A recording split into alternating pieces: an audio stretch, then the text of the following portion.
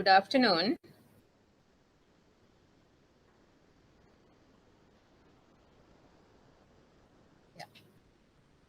We warmly welcome all of you to today's program, Diploma in Portfolio and Investment Banking. It's a 96 hours program, and I think you also members of the Institute of Bankers of Sri Lanka. Institute of Bankers of Sri Lanka is a statutory body incorporated by the Act of Parliament, and our chairman and vice chairman are from the Central Bank of Sri Lanka. They are the chairman is the deputy governor of the central bank, and vice chairman is the assistant governor of the central bank.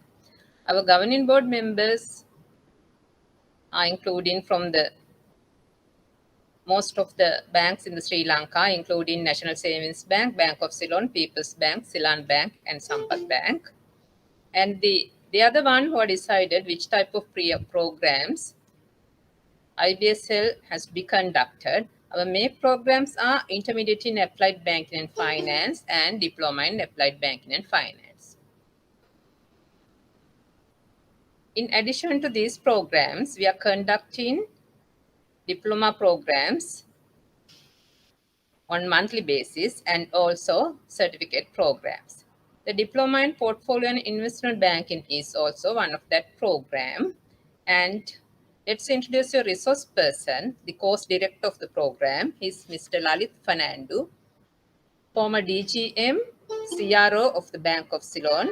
So has the more than 30 years experience in the bank, including the divisions of the Treasury, Credit, and Risk Management, etc. And also, sir is the pioneer lecturer in the Ibsl in many programs, including postgraduate executive diploma, this program, and integrated risk management program like that. When I tell you about the SIRS qualifications, as the BSc Statistic degree from the University of Peradeniya, MSc Management degree from the University of Sri Chavadanapura, and also is the fellow member of the Institute of Bankers of Sri Lanka, FRM from USA, Global Association of Risk Professionals. In other than his qualifications, has participated various type of international and local programs as a resource person. In meantime, we hope to get the services of the senior bankers from the sector also to deliver the lectures of this program. This is a 94 hours program. At the end of the program, you have to pass the final examination. It's 3 hours examination. The pass mark is 51, merit pass is 65, and distinction is 81. In addition to that, the resource persons will be provided to you assignments and project reports. You have to submit these things on time. The course coordinator is Mr. Menaka Vijaydasa. If you want any assistance from our side, you can contact Mr. Menaka or myself, and hope you will stay with us during on each and every Saturdays from 1:30 to 5:30 p.m. I take this opportunity to thank Mr. Lalit Fernando also accepted an invitation and come today to deliver the sessions, and so will be continue the sessions in next 4-5 months. I take this opportunity to thank him again and would like to invite the sir to commence the program now. Thank you. Thank you very much, Mrs. Sudakanda. Today, I think I can just start with the sessions without much type of details. Anyway, I want to just express you the real utility of this type of a program. So in that case, I think most of you are from banking industry or even other financial institutions. So if that is the case, you all will get a very important type of exposure into the investment and portfolio management subject, where you have to use it in your day-to-day activities. So either you are in a decision-making level or operational level, you will get the real benefit of that if you follow the course in an effective manner. So I think even though we do the course in this particular way, doing online lectures, what I want to tell you is you can really make use of this course for your real benefit, even though it's an online course. So I think you might have followed some other courses online, but then now you might have learned how to face with this type of online courses and to get the real benefit from such type of courses. So therefore, uh, at the beginning, I want to just tell you something with regard to getting the best out of the course. So what I want to tell you is you can always you should actively engage with the lecture when the lecture is delivered. So you will be in a position to ask any question, or you can raise hands or whatever, and you can really ask any question when the need arises. Or even I can just give a dedicated time for your questions, and then we will have a discussion on those questions. And I think that way you will be in a position to get a better understanding about the subject. So on the other hand, I will just direct you to do certain type of activities where you can gather much of knowledge. So then you will be in a position to enhance your insights into the subject, and that will really enable you to take decisions in your normal day-to-day activities. So that is the expectation of the course coordinators and the course promoters. And that particular idea in mind, we have really designed this course in order to give you a very important type of an input. So then I think definitely you will get a insight or knowledge of this investment and portfolio management, and you will be in a position to apply those things in your day-to-day job activities and in your decision-making processes, and you can really give a value addition to your job role in your organizations. And when definitely you will get elevated in your career ladder by really applying the knowledge what you have learned. Right. Anyway, so we can start with the things now. Now I can just talk on the subject.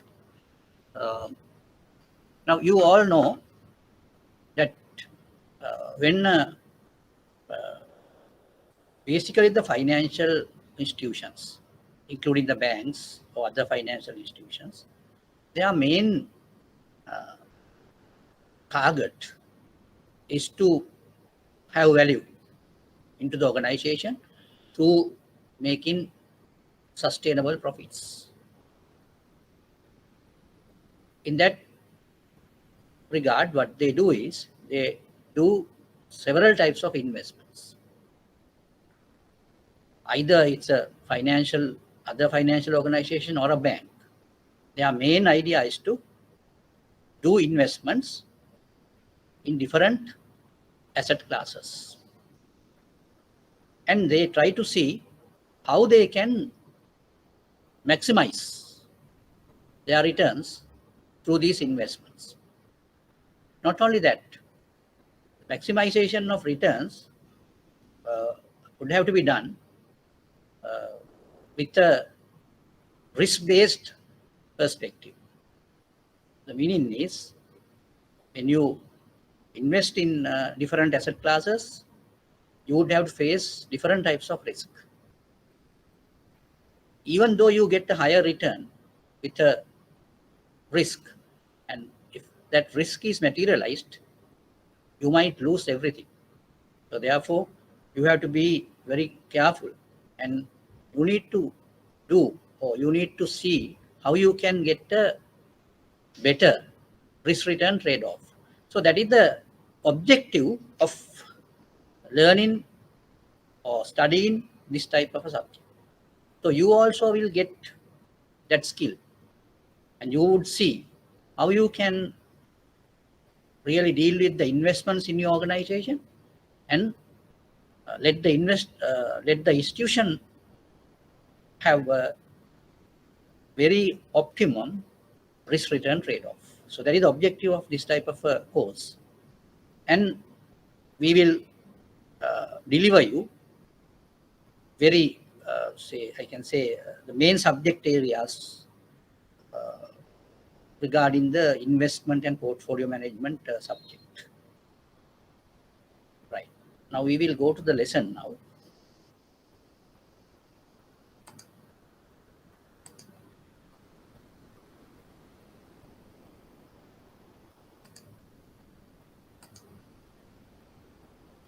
The syllabus, of course, I will just go through the syllabus and just browse through it and let you know what type of areas we are going to cover. Now, as I told you, the rationale is to enable the participants to gain a reasonable theoretical knowledge in capital and money market instruments, various forms of investments, and managing portfolios with such instruments, and direct them to use this knowledge in their day-to-day job situation. So that's what I now already I have just conveyed you that. And these are the areas, key areas, the overview of the capital market, money market, and the selection of instruments pertaining to these markets. And these selections has to be made in order to derive a optimum risk return trade-off. So this is the main point here. Then the second thing is basic concepts in investment and selecting suitable instruments for investments. Then understanding risk and return, basic ideas and an overview of the discipline of portfolio management, theory and practice of managing equity portfolios. Now we give a greater emphasis on management of equity portfolios, because nowadays you can see the equity markets are really active. Then the importance of the efficient management of fixed income portfolios like bonds and bills, treasury bills, bonds, debentures, and such type of things. Then asset securitization and mortgage-backed securities, and the importance of derivatives in portfolio management. Now, these things will be covered in your subject. And the criteria of evaluation is this. There's an assignment, and the assignment carries 10 marks. Then there will be a project report also, and that carries 20 marks. Then the final examination is only 70% weight. So then you are in a position to carry 30 marks out of the examination. So I think many of you could be in a position to get the total marks on that. So therefore you try to do that. Then your burden on the final examination will be less. So there will be a certificate would be issued, Diploma certificate issued by Ibsl at an award ceremony, and entitlement to use title DPIM. So that is your title which you are after the completion of this program, and successfully you completed, and when you get to the examination you will be awarded DPIM.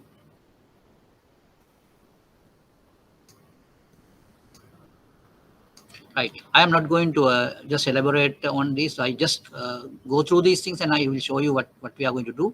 So the overview of the capital and money market and the instruments pertaining to such markets. This is the first topic, and basic concepts in investments and selecting suitable instruments for investments, measuring returns, capital, dividend or interest income, volatility of return, selecting investments on the basis of returns and stability of returns, then understanding risk and return.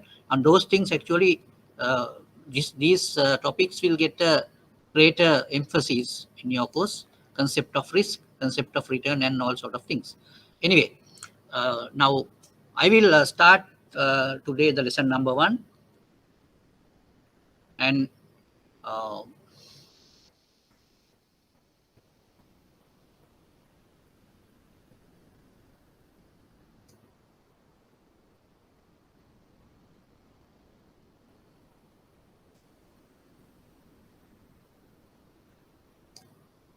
yes.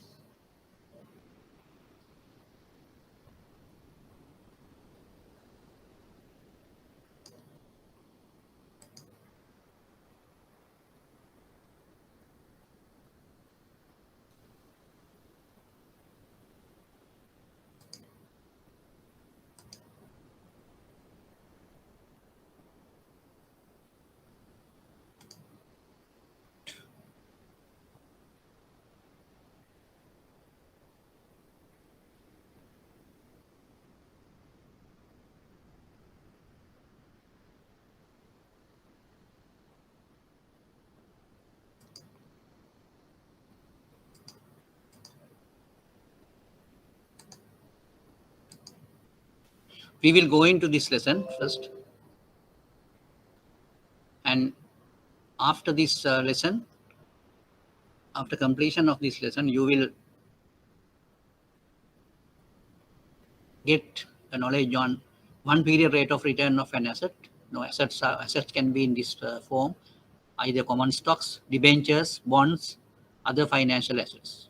So then expected rate of return of an asset or portfolio of assets, then variance of returns of an asset, portfolio of assets, then standard deviation or the volatility as the risk of returns of an asset or a portfolio. Then there's another term called covariance of returns and correlation between two assets. Now these are the things which I'm going to cover under this lesson.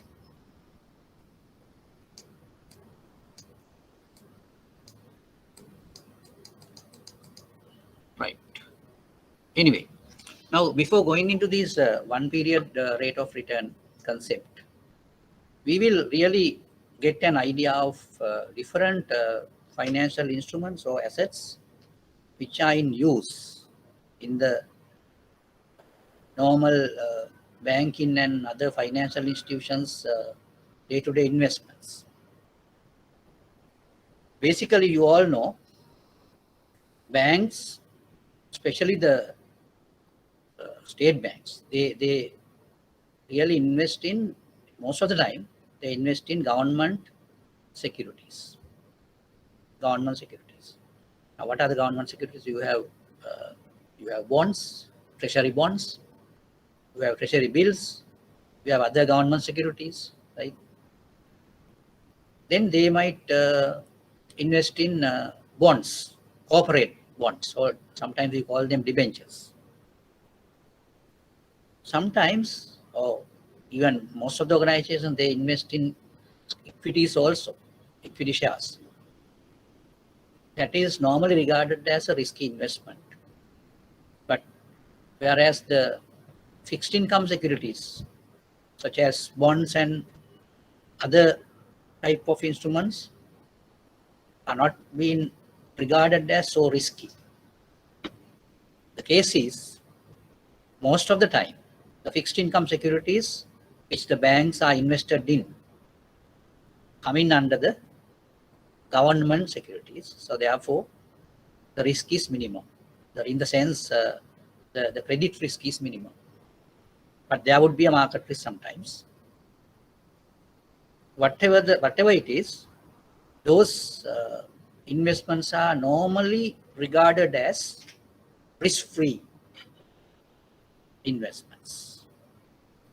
So that is the categorization, however. But anyway, when you study the things, you will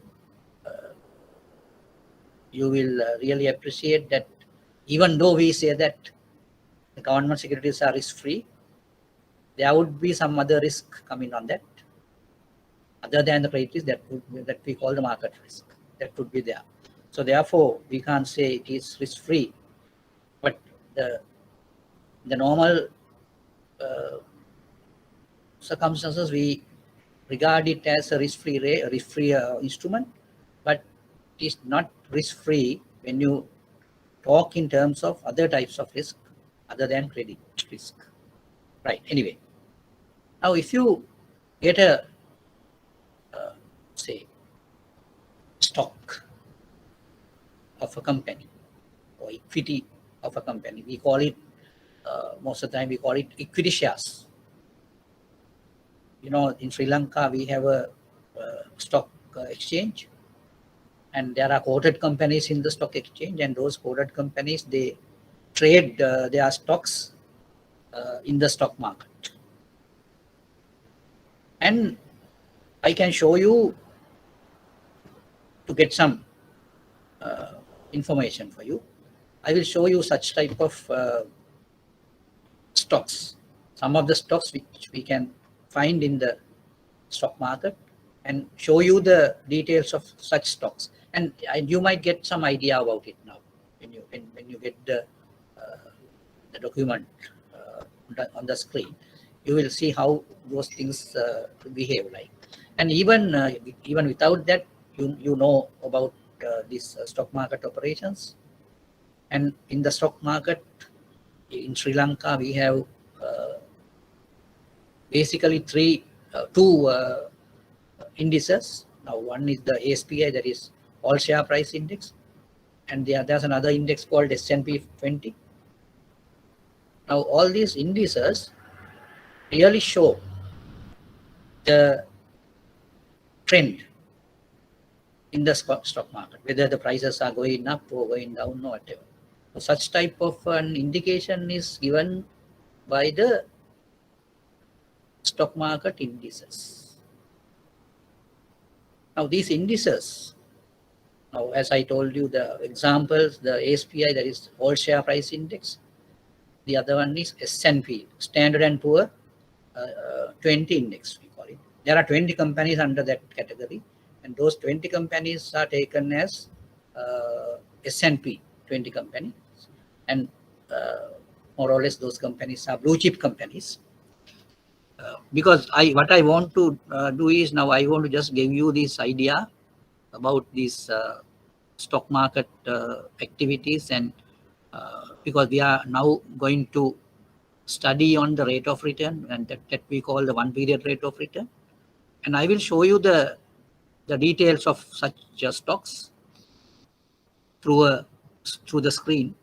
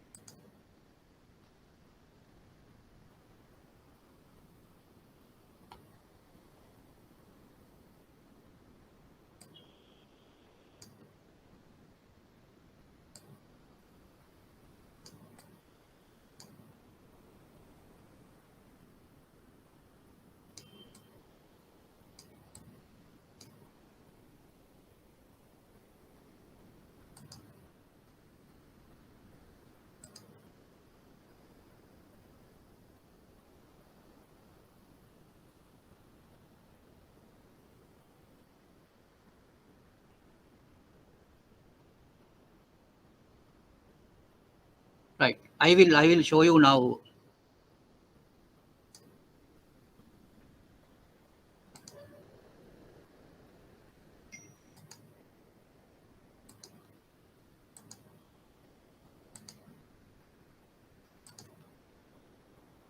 Now this particular chart gives you an idea about the debentures. Now this chart, this is the debenture, and this is the issuer's name. AF is the issuer's name, and I want to show you the coupon rate is given. It is 0.09. That means percentage as a percentage is 9%, and you can see the issue date and the maturity date. Now the particular debenture was issued in on 20th of August 2021, and the maturity date would be 20th of August 2024. So that means it's a 3-year bond. It's a 3-year bond, and coupon rate is 9%. And here the rate is given 8.76. That is the yield. We call it the yield. So I will show you how we can calculate these things later.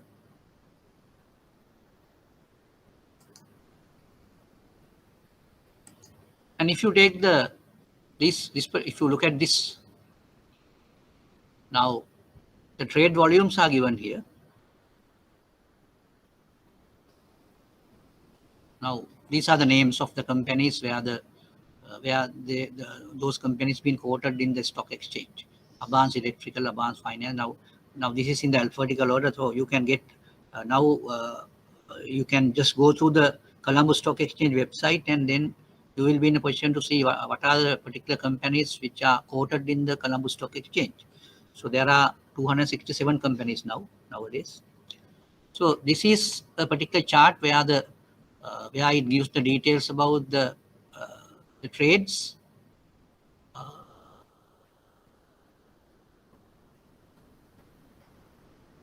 these are the volumes. Volumes given by the number of stocks. Like that is how the volumes are given. And share volume. This is the share volume. This is the trade volume. Trade volume means in when you how many trades. That's what it means. So anyway, now we will go to our lesson.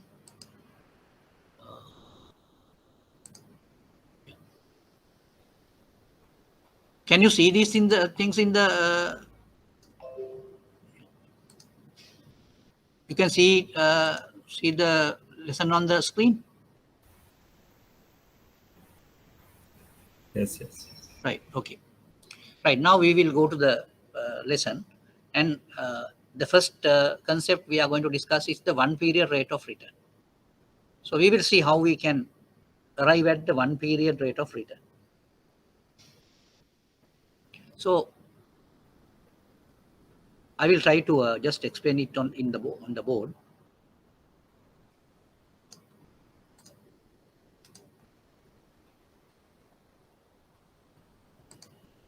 Right. Now, when you say a stock, you all know there's a particular price for the stock. I will start with that. So later on, I will go to the fixed income also. At the beginning, I will start with the equities. Now, say for example,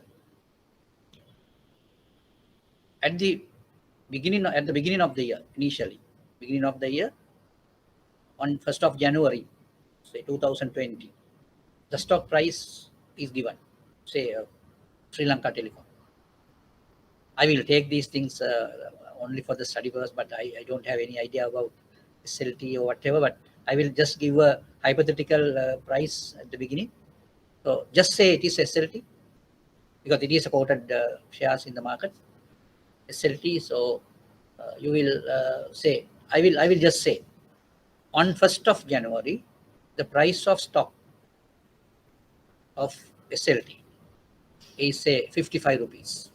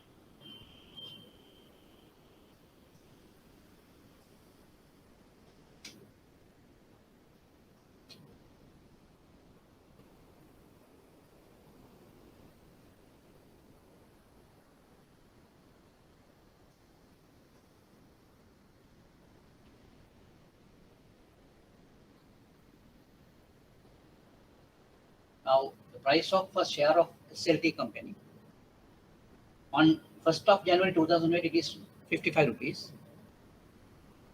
On 30th of June 2020, is 65 rupees. During the period,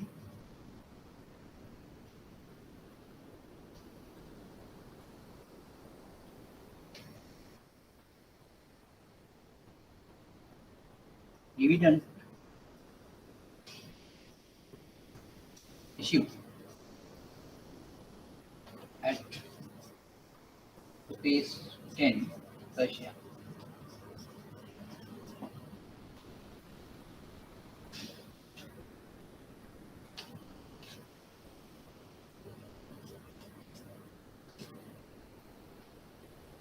Dividends issued rupees 10 per share.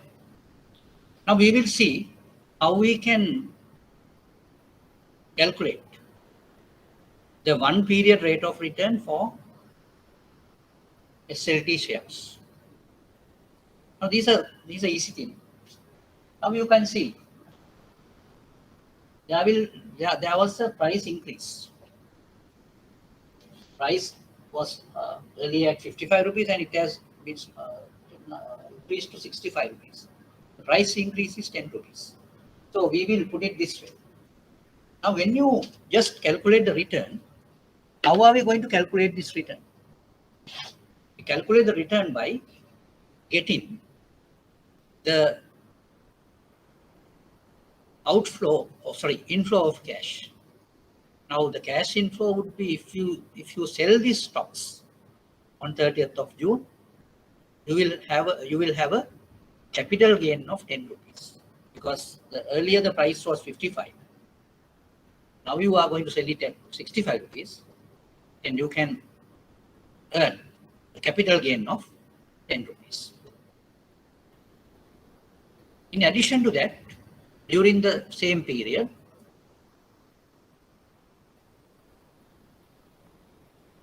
the investor has received a dividend of 10 rupees per share. We are going to calculate on the per share basis. Therefore, the dividend is also 10 rupees. Now, altogether, what is the cash flow received on account of this stock? 10 plus 10. But what is the investment really? The investor has invested, say, hypothetically we can say for one share. So he has to have a cash out of 55 rupees. That is the investment. That is initial investment. With that initial investment of 55 rupees, he got how much? 20 rupees. So we can calculate the return for that particular period, right? So then, if you want to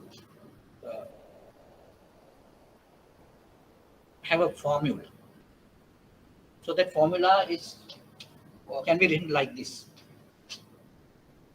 one period rate of return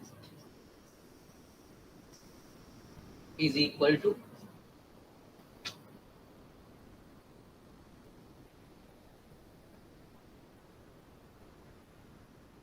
capital gains, or we can say price change plus dividends divided by purchase price into 100. Price change plus dividends divided by purchase price into 100.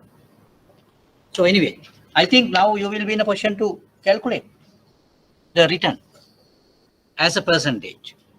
Can you do that? Just do it with my example. So you can quickly do it. Yes. You can send the answer to the as a message. You can do it, because I want to just get you into the active environment where you deal with the lecture and you actively engage in what we are talking and what we are discussing. So this is a very interactive in that case. So just come up with your answer. I will tell the things again. An investor purchased a share of Sri Lanka Telecom on 1st of January 2020, and he sold it on 30th of June 2020. He purchased at 55 rupees and sold at 65 rupees as given in the board. And during the period, there was a dividend of 10 rupees per share. So now you are in a position to see what is the cash inflow from that share during the period. And it has to be divided by the purchase price. So by doing it, you will be in a position to calculate the rate of return. Yes.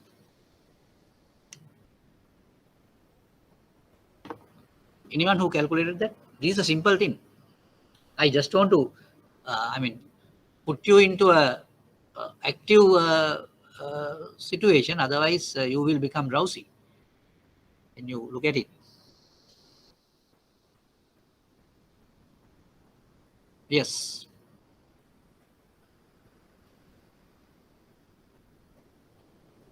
Yes, come on.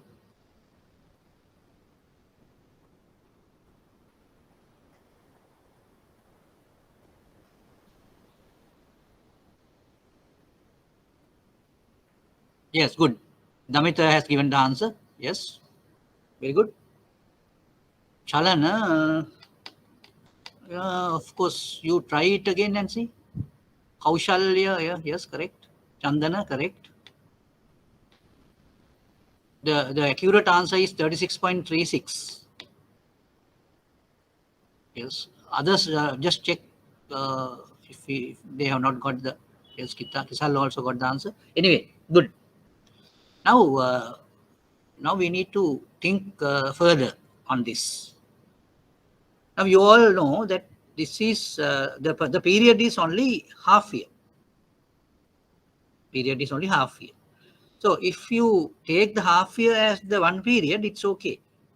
So then we have to say the answer is no, not 10 plus 10 divided by 2. No, no, no, no, no. Why are going to divide by 2? No, there's no division of 2 because you have just right. What you had done was you said that 10 is for half year, so therefore 10 is for 1 year and it is divided into 2 and you get 5. No, because right, I think the Chalana's answer has given certain valid point to make. Now make sure that we are not going to see the we just get the cash inflows. Okay, we just get the cash inflows and divide by the invested amount. Then we get the return. That is how we calculate the return. So we don't need to, allocate the, I don't know, Chalana's thinking is that. What do you say, Chalana? Because we need not divide 10 by 2 because even though it's annual this thing, I said during the period he received it. So on the cash basis we can do it. Okay. So this is you need not divide 10 by 2. The answer would be 10 plus 10 divided by 55. That is 20 over 55. 20 over 55 into 100. That is 36.36. Is that okay, Jalana?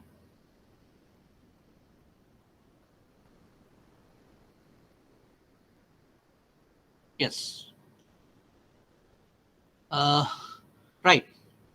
Now our further thinking will have to focus on the period because we have calculated this period. We have calculated this return for the period half year. Only for a half year. So therefore, normally we give a return per annum return or per year return. That is the return normally we give.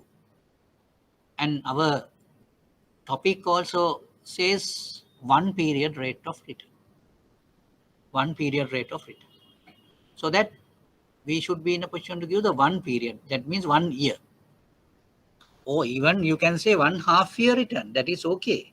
But if you want to give, because in general, we give it as 1 year return. So if it is 1 year return, so how are we going to get it calculated? Now 36.36 is the half year return. Half year return. So how it would be 1 year return? Yes, there's a way of calculating that also. So that also you need to understand. I will show you the way in which you can calculate the effective annual rate. Effective annual rate. So how are we going to do it? I will show you the formula for that. So you have to get 1 plus R. R is the return. And you have only one period, I mean, you have only half year returns, but you need to calculate the effective rate for the year. So for an year, how many half year periods? 2 periods. So the way of calculating the effective rate would be 1 plus R to the power 2 minus 1. That would be the formula for the effective rate. So I will show you the calculation and make sure that you get at that calculation later on.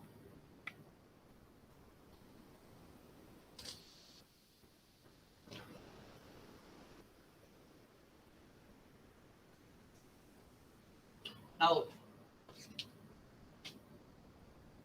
effective rate is equal to 1 plus R to the power 2 minus 1. Now, make sure, now I think all of you are okay with the calculation of 1 period rate of return. Any questions on that? Any questions on that? Chalana, are you okay?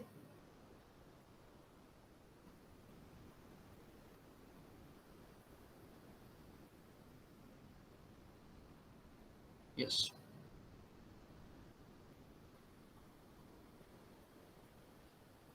Now I think you have understood the particular way, right? Anyway, now our next step is to get it calculated for the 1 year or per annum rate. Of course, we have calculated only the half year rate. So how are we going to calculate the 1 year effective rate? I just gave you the formula. Here, the formula is there. I will show you. 1 plus R to the power 2 minus 1. Why we put to the power 2? Because it is for 2 periods. Because in 1 year, you have 2 half year periods. Right? So with that, we need to calculate. But when you put the R, you need to put it in decimal form. Now, as we calculated the rate, half year rate, we got it as 36.3% or 36%. And in decimal form, what it is? 0.3636. 0.3636. Right.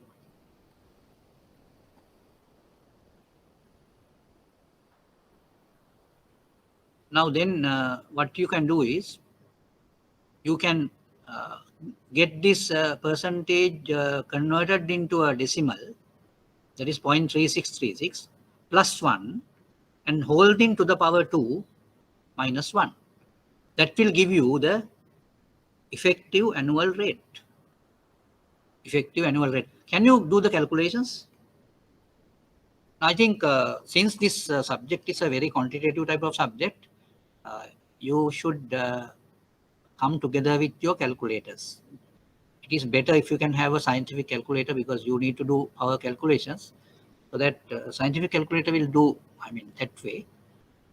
Even normal calculator also we can make use of, but it is easy for you to have a scientific calculator or a financial calculator. Anyway, can you do the calculation and see what is the answer for 1 year?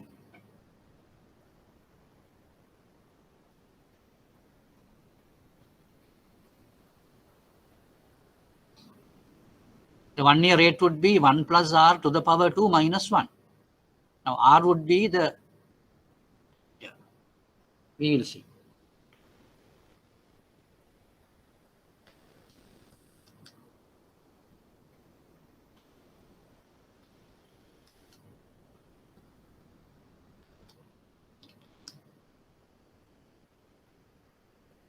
Yes. Damita has given an answer. Others also can try. I will not divulge the answer till the other 2 or 3 persons just give an answer.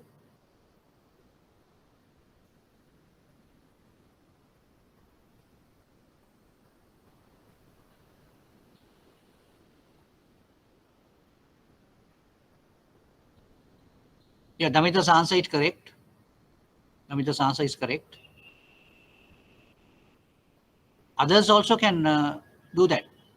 Now, what we have done was we get 36.36, that is percentage. That percentage can be given as a decimal, that is 0.3636. 0.3636. Then you have to add 1, that is 1.3636 to the power 2. Now, when you get 1.3636 to the power 2, you will get the answer 1.8594. 1.8594. Then minus 1 means you get 0.8594. Now 0.8594 is in decimal form. It has to be converted to percentage form. That percentage form would be 85.94. So that's a marvelous return. 85.94 is a marvelous return. Now you get my point? Okay. You need to do the calculations on the board. Others? Yes, Kisal? Chandana?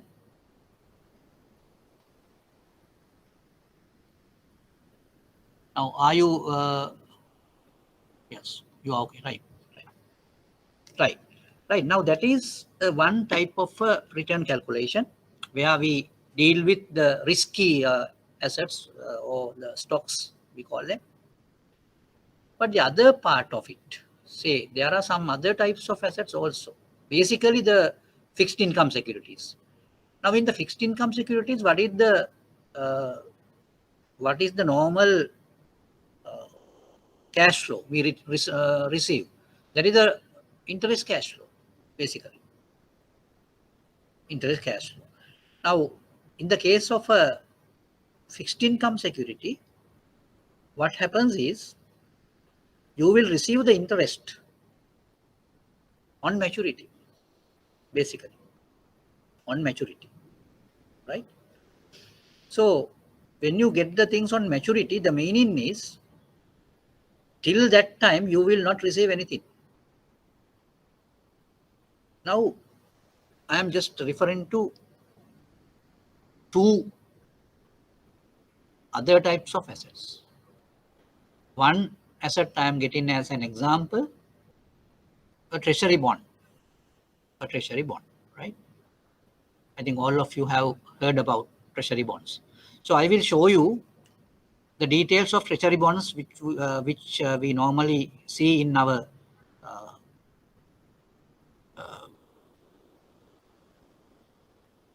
normal treasury, we call it auctions done by the central bank or the public debt department. So I will show you such type of document where you can get a good idea about it.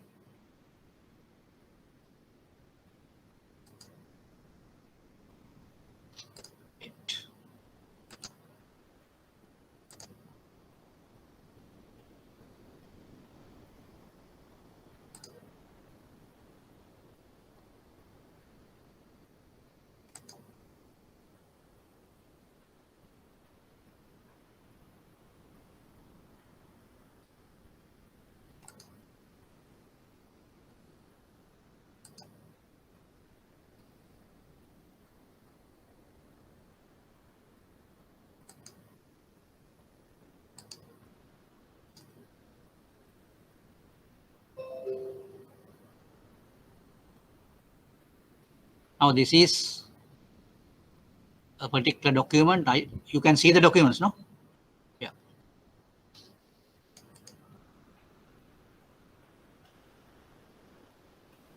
This is one such document where you can get the details of treasury bonds and treasury bills issuance and settlement calendar. Now you can see auction date is 28 September 2021. Settlement date is 1st October 2021. Now, here the settlement means now when you go into an auction and purchase these bonds, you enter into the transaction on a particular day, the auction date, but you can settle it after 2 days or after 3 days. Like settlement date is then. Yeah, 12 plus 3, no, yes. After 3 days, you can settle it. And the tenor of the bond is 3 years and 8 years. Now, I'm just getting the example here. Yeah, it's a value is 20 billion, right? 20 billion is the value. But now you can't just see any rate here. What is the reason? Now there will be a coupon also for this, and they just when the auction is made, they normally give those details also. I will show you some other document where the details are given in that manner.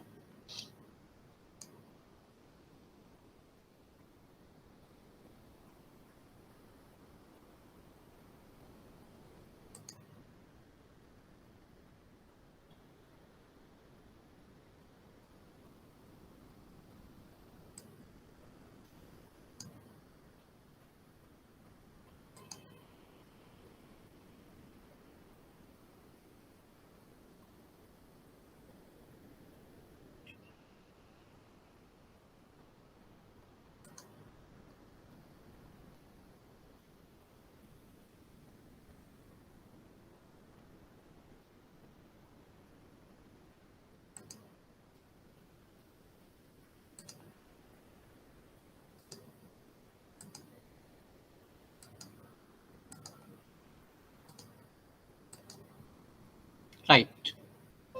You can see on the screen a particular notice given by the Public Debt Department. This is what you call the secondary market summary, where it is sold in the secondary market. Now you can just look at the screen and see how these things are sold. Now I will just ask you to keep your attention on this ISIN. There's a number given. There's a number given here. LKA 09122A142.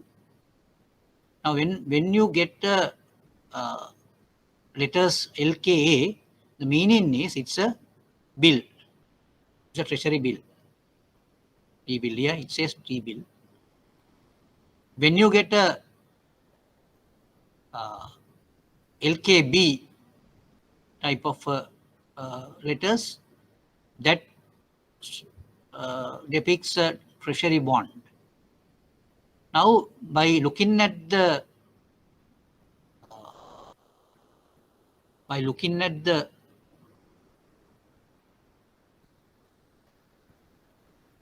number, you can get several.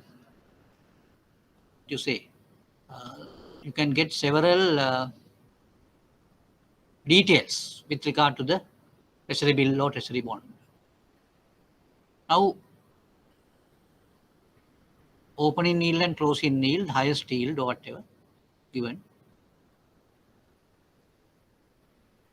So,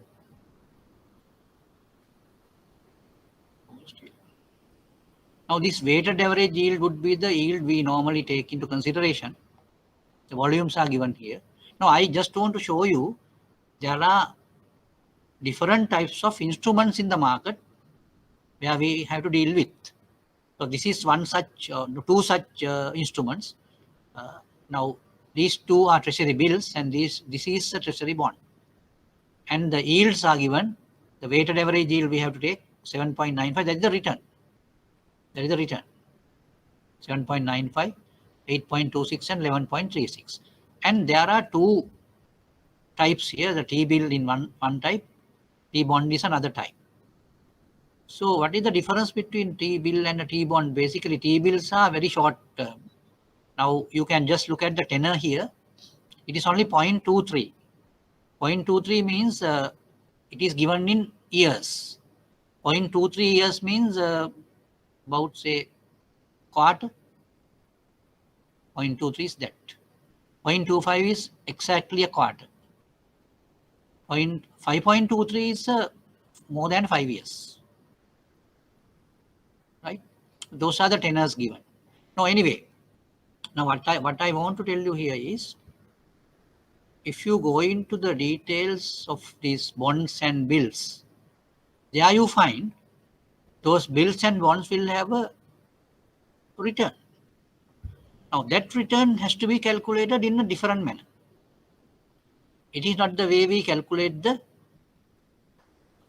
stock returns. Then how are we going to calculate the return of a normal bond or whatever? There are a particular way is there, but there's an approximated type of a way where we can do, because we can get an approximate value there. That approximate value also will give a return calculation. So I will show you what it is. Now, basically, I am referring to a bond, right? Or even before that, I will just go into a treasury bill, right? I will explain it on the board.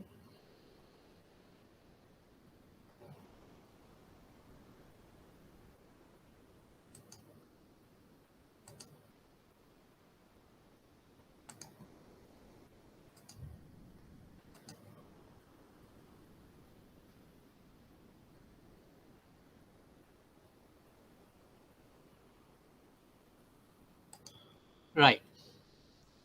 Now, I will show you how you can calculate the return of a treasury bill. Now, at the beginning, we talked on stock. And now I am going to talk about how we can calculate the return of a treasury bill.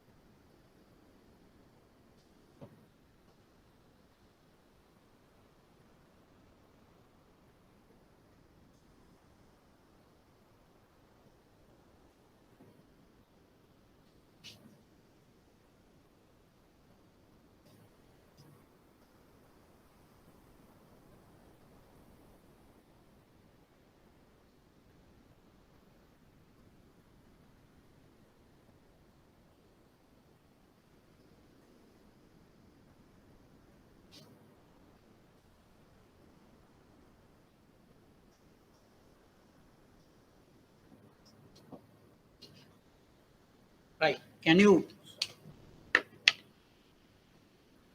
read it? Return of a treasury bill. So this is a small exercise. An investor purchased a rupees 100,000 face value treasury bill at rupees 95,000. If the treasury bill matures in 1 year, what is the return of the treasury bill? Or the treasury bill yield? Sometimes we call it yield. What is the yield of this treasury bill? I will repeat. An investor purchased rupees 100,000 face value treasury bill at rupees 95,000. If the treasury bill matures in 1 year, what is the return of the treasury bill? Anyway, I will instruct you how to do it. Now, you all know when a treasury bill, now I have given the face value. Face value means the value you can realize on maturity. That we call the face value. So we are in a position to purchase it at 95,000. So we call it purchasing at a discount line. And interest is given upfront. Right? Okay. Chalana's answer would be correct. Anyway, I will give the explanations to the others. So how much the interest now? Because you can realize 100,000 by investing 95,000. That means you are realizing 5,000 worth of interest. 5,000 rupee worth of interest you realize. On what type of investment? Your investment is only 95,000. So 5,000 out of 95,000 would be the yield. And it matures in 1 year. So therefore you are getting the annual yield. 5,000 over 95,000. Or 5 over 95. 5 over 95.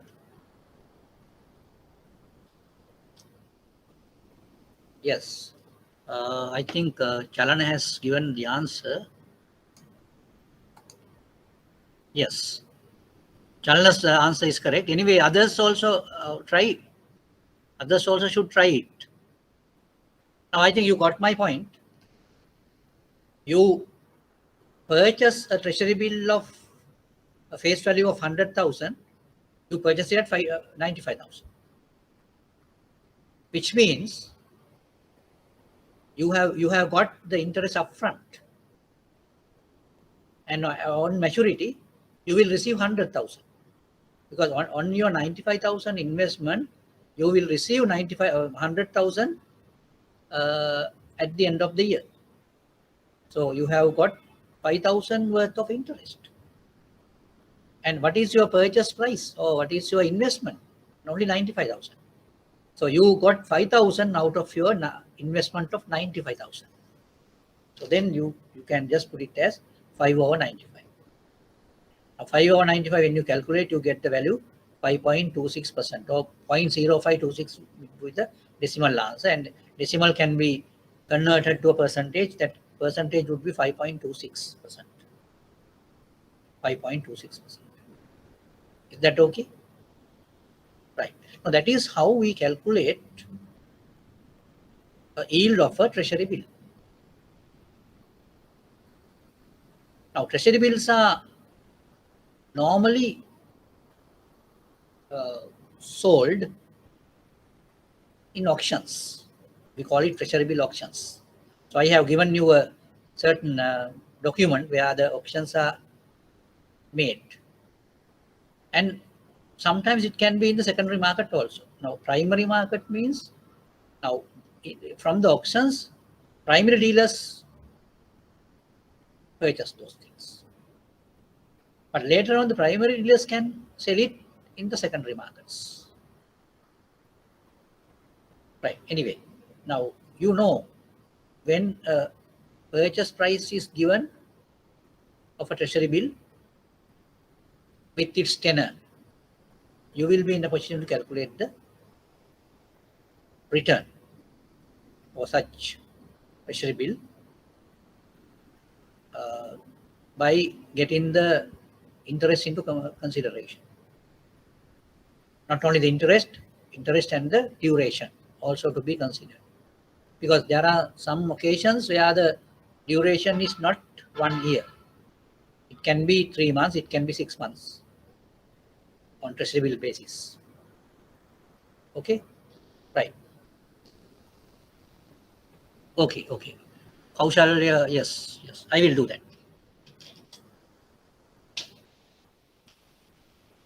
because I know that people are little reluctant to do these calculations, but you will feel that at a later stage, when you get familiar with these things, it is nothing. I think it is more easy than doing essays or writing essays. So that you will realize at a later stage, if you do it, do these things with me and get the familiarity. If you get familiarized with these things, you don't feel it as a burdensome thing. Okay.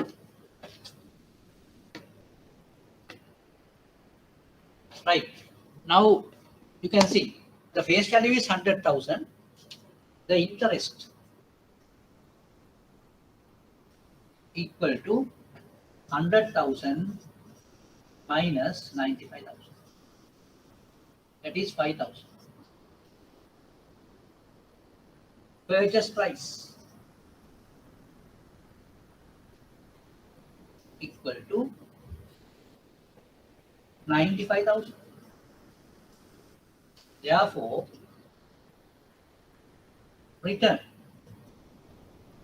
equals to 5,000 over 95,000 into 100. So you can cut off these things, and with the calculator you can see you will get this answer 0.526. That is equal to 5.26%.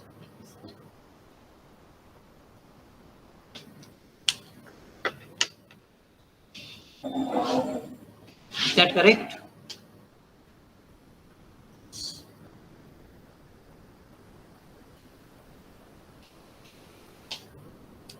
Right, of course.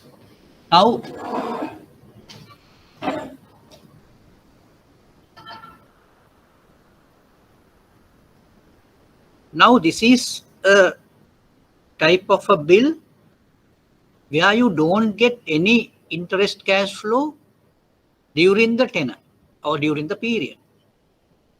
Now this particular treasury bill, I have my example is a 1-year treasury bill where it doesn't pay any coupon payment or any interest payment during the period. You get interest, or you can realize the interest only at the maturity. But there are some other types of bonds where you get a coupon payment. What do you mean by that? The treasury bonds, they are like that. Now, for example, say you purchase the treasury bond at, say, if it is 100,000 face value, you purchase it at, say, 95,000. Same thing. But on maturity, say it will be mature in 3 years. Say, I am referring to a bond. I will put it on the board. Right now, I just want to show you the difference. Right now, we discuss about equity share and the way in which we can calculate the return of that equity share. Then I talked about treasury bill now. Now that also you learned or you studied how to do it, how to get the yield calculated for a treasury bill. Now we will see how we are going to calculate the yield of a treasury bond also. But rather than a treasury bill, I mean, in a treasury bill, there's no interest payment during the tenor. Interest payment is only done at the end of the maturity period only. But for bonds, there's a thing called coupon payment. What do you mean by coupon payment? Now, if the bond is 100,000, coupon payment is 9%. That means every half year, there are different types of bonds. Now, some bonds pay half yearly coupon, some bonds pay quarterly coupons, some bonds pay annual coupons. Right? So, likewise, there are different coupon payment methodologies. And when you get a coupon payment, say 9% coupon half year. So what do you mean by 9% coupon half year? 9% per annum, right? 9% per annum. Then what is the half year coupon? 4.5%, not 9%. So 4,500 rupees the bondholder will get as interest. Now say the bond is 3-year bond. During the 3-year period, the bond investor will get 6 coupon payments. 6 coupon payments. Now, as I told you, the coupon payment is 9%.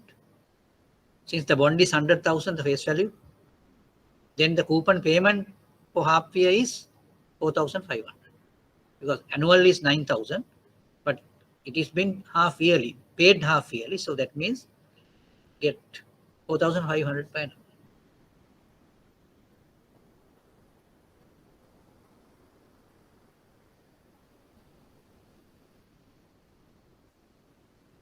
At the annual rate of 9%. So that's what we put it, right? So then you should get only 4,500 on half year. Annual rate of coupon, we call it, right? But half yearly paid. Half yearly paid. I think you got my point, is it? Yeah, it is like interest. Yes, yes.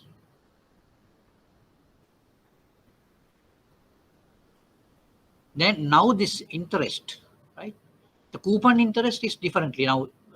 Of course, now for a treasury bill, we did it in a separate way. But if you go into a bond, now there you purchase it at a price, and in the tenor, during the tenor of the bond, you might receive these coupon payments.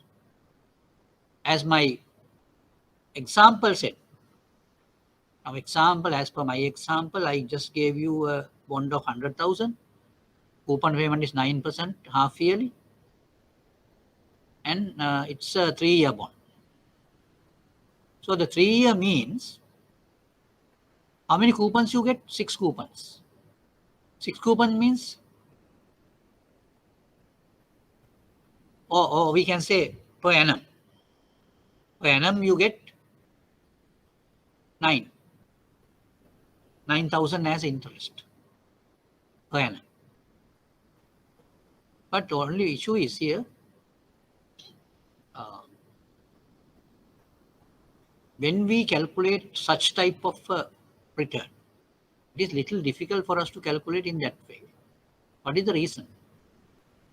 Because you are not going to receive these cash flows on one go. Just to say that, now say today you purchase a bond. Now say 100,000 bond you purchase at say 90,000. That is your investment. So your price is 90,000 only. But then how are we going to get the yield of it? There's a particular calculation we have to do, right? So what are we going to do? Now we have to get all the cash flows into consideration. All the cash flows into consideration.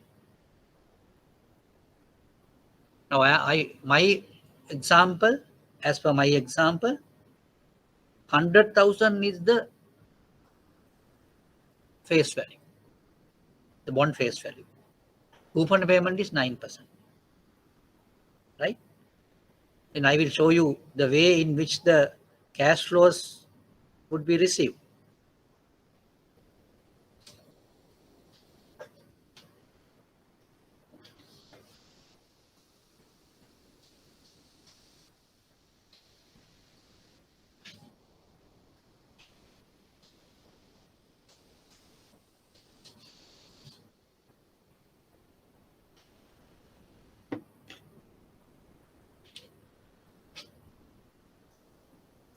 Return of a bond. Now I will give the example here. a bond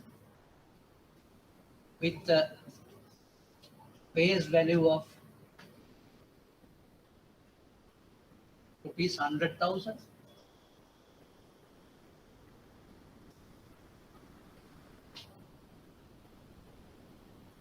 was purchased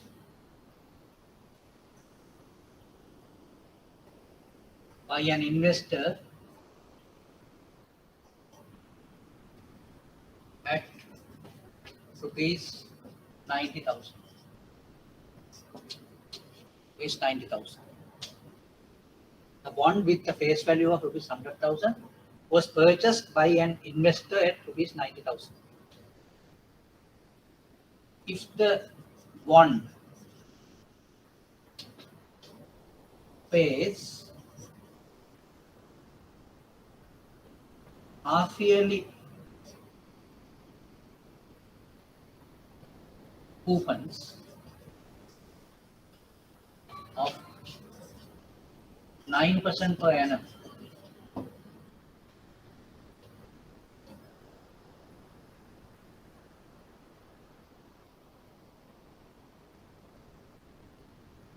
and the tenor of the bond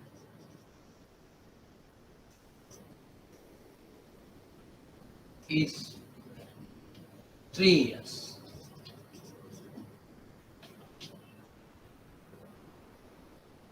Calculate the return of the bond.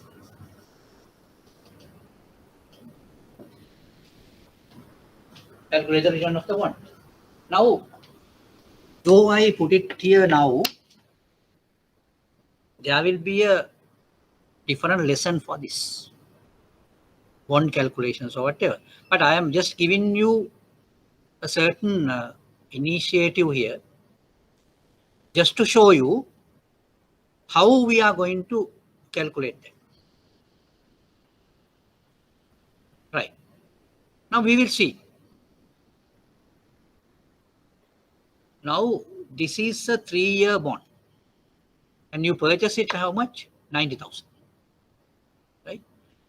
So we need to consider about the cash flows we are going to receive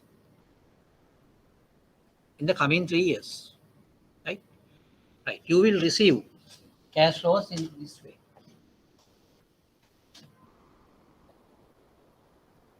Period. Cash flow. 1, 2, 3, 4, 5, 6. You can see. Because this is a 3-year bond, and how many coupons you would receive? 6 coupons you would receive, since it is 3 years. Because every half year you get coupon payment.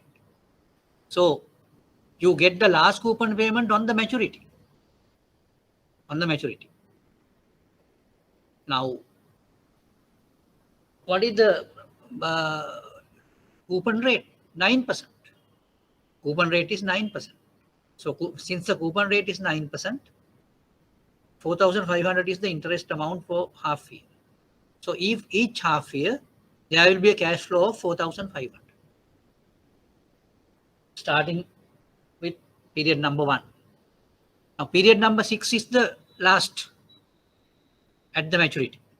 So at the maturity, in addition to the coupon payment, the investor will get maturity proceeds also. Therefore, at the 6th time period, or at the maturity, end of the period, he would receive 100,000 plus 4,500. So that way I will put the cash flows which the investor would receive.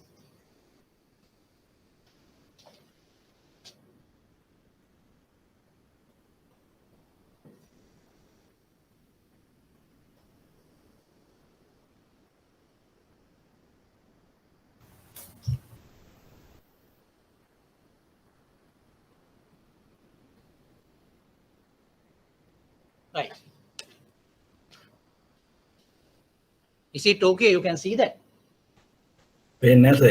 Ah.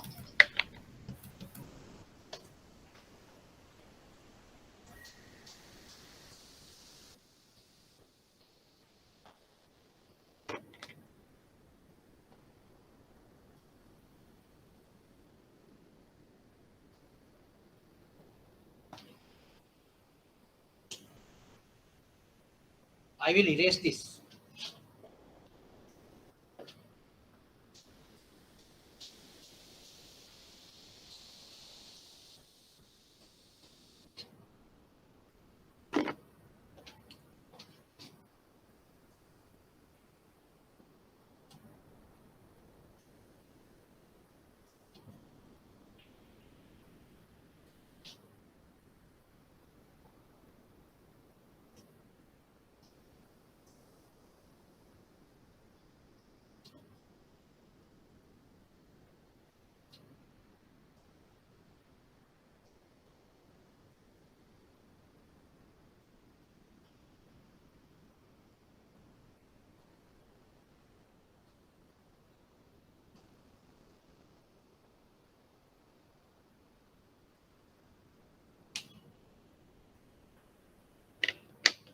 Right.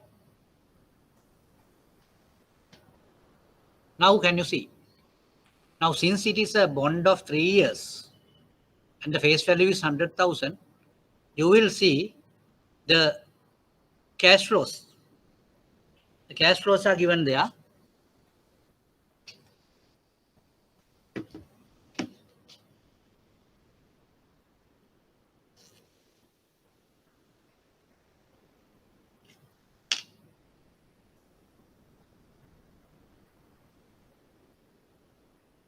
In the first period, the cash flow would be 4,500 because 9% is the coupon payment per annum and face value is 100,000.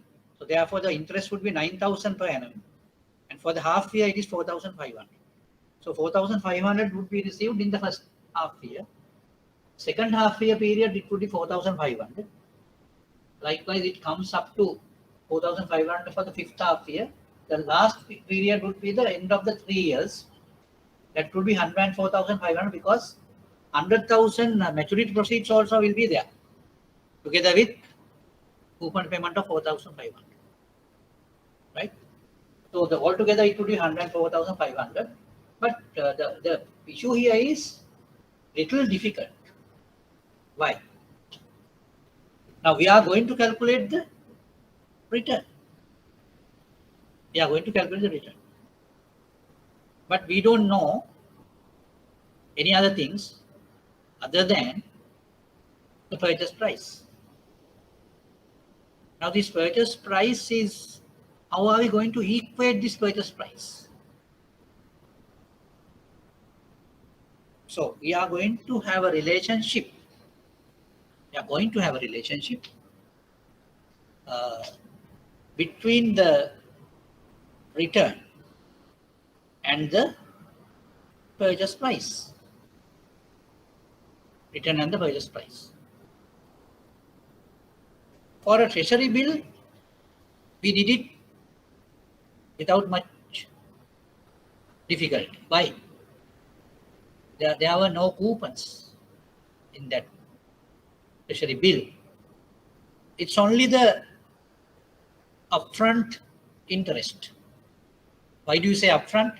Because for a face value of something, we pay a lower amount.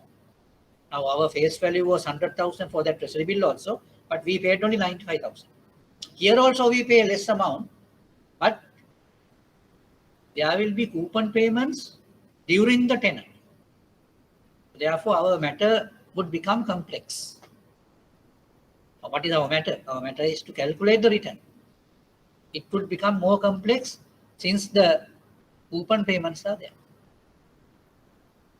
Right. Then how are we going to calculate the return? So if you do it in a mathematical manner, so you will get a particular relationship. I will show you that relationship. assume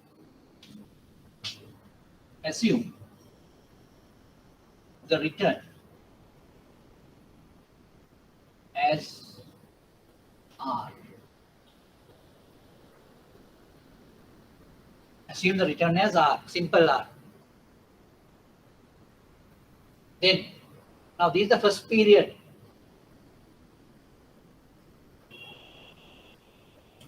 Now what we do here is, we have taken these periods as half years, not years. So therefore, our coupon, so we can calculate the half year return, not the 1 year return, right? So then how can we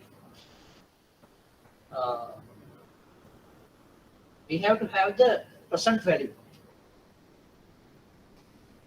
In order to get the present value, you need to have 4,500 divided by 1 plus R. Since it is only one period. After 2 periods, the present value would be 4,500 divided by 1 plus R to the power 2. Third period, you get 4,500 divided by 1 plus R to the power 3. 4,500 divided by 1 plus R to the power 4. 4,500 divided by 1 plus R to the power 5. 4,500 divided by 1 plus R to the power 6.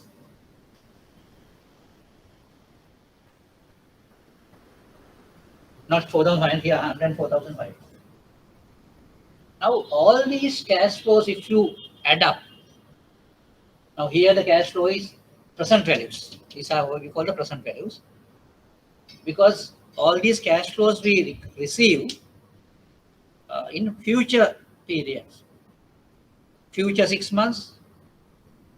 So next 6 months, likewise, you have to go into the future.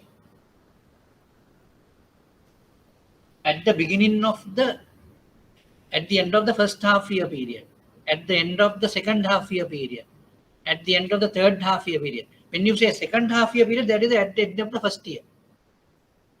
Then the fourth half year period means at the end of the second year.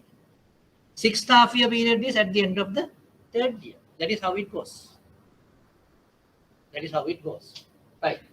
Now I just showed you the present values. These are the present values.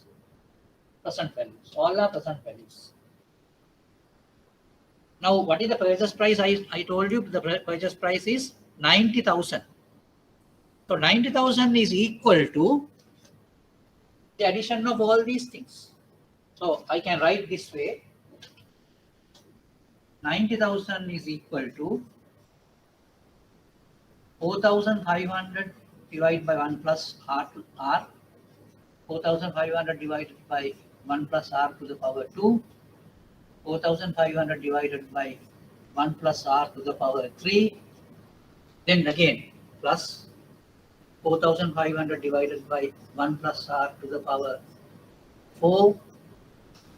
4,500 divided by 1 plus R to the power 5 plus 104,500 divided by 1 plus R to the power 6. Now, if you get the total, and it will become an equation. It will become an equation, mathematical equation. Right? It will become a mathematical equation. Now, when I put the pointer, can you see the pointer there? Can you see the pointer there?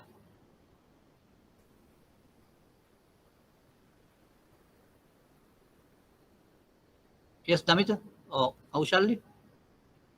Can you see my pointer on the screen on the board? Red pointer.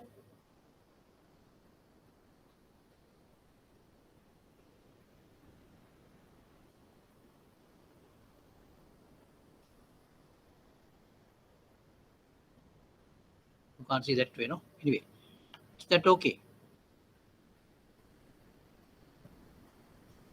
Now I'm referring to the cash flows and the present value of cash flows, present valued cash flows. How many of them? There are 6. All those 6 being added up, and it has to be equal to the 90,000. It is equal to 9,000. But it is very difficult for you to, solve this question, solve this equation, is it? You don't have a mathematical knowledge to solve that equation, I don't think. But there's a way of doing it, but you might not be in a position to do that. So therefore, in our calculation, it is little difficult for us to arrive at R. Right? It is difficult.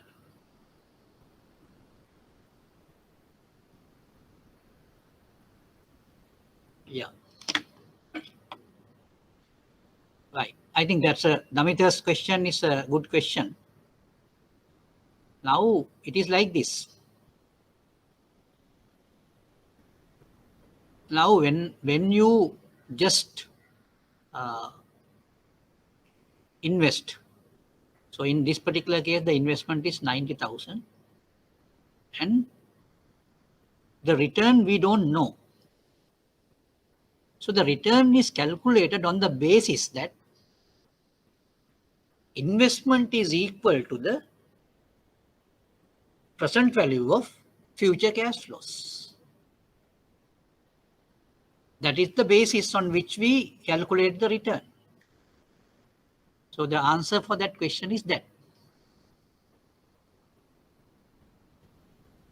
So that is the definition of return. The present value, right? The present value of the cash flow. Because what do you mean by present value?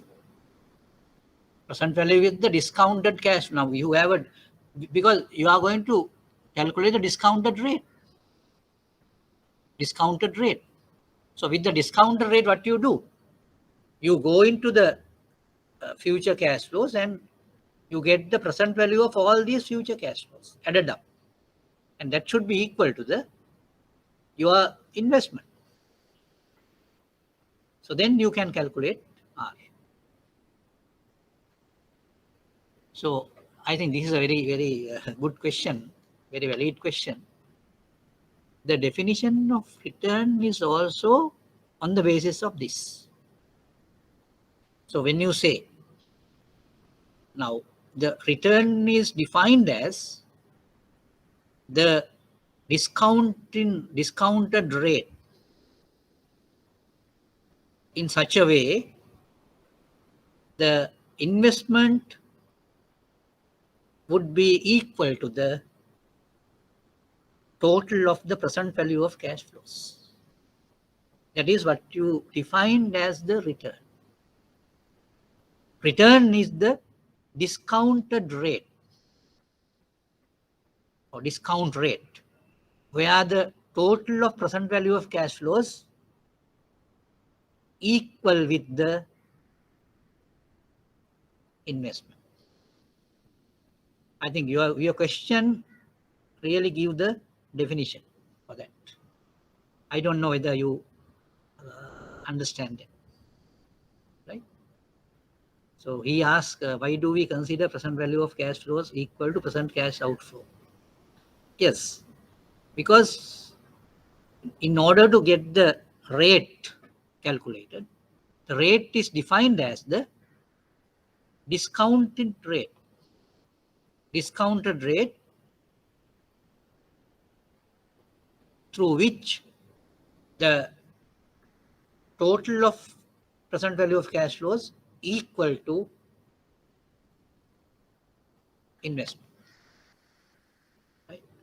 But here, now this is not the time I want to explain this bond valuation procedures, but in order to give you some understanding about the calculation of return only, I have given this, right? So we can discuss these things very comprehensively at a later stage. But now I only just give the way it can be done. But you can just see it is difficult for you to do a mathematical calculation and get solve the equation for R, because this is a sixth order equation. A scientific calculator and a financial calculator only can do this calculation. But there's a way we can do it manually. So it's like this. We should assume a particular rate. And by assuming the rate, we can come close to the purchase value. Say, for example, I assume the value as, say, 12%. If I assume 12%, then you have to say R as 0.6, 0.06. Then you do the calculations accordingly, and we can see, doing all the cash flows calculated, to see that how it is close to 90,000. Whether it is close to 90,000 or whether it is less than 90,000 or more than 90,000. If it is less than 90,000, the R we have considered is higher than the actual amount. So then we have to see what is the adjustment. So likewise, there's a way of getting it. Can you have you heard about this NPV calculations, net present value? Same thing. Same thing is done here. Anyway, now I'm not going to give a detail on this thing, but at a later stage we will study these things. But now we need to understand that the return of a bond can be calculated in this manner. Now I will give you a approximate method. Approximate method. Now what is that approximate method? It's not that difficult. So you can do, what you can do is, say, then now 90,000 is the purchase price. Then say after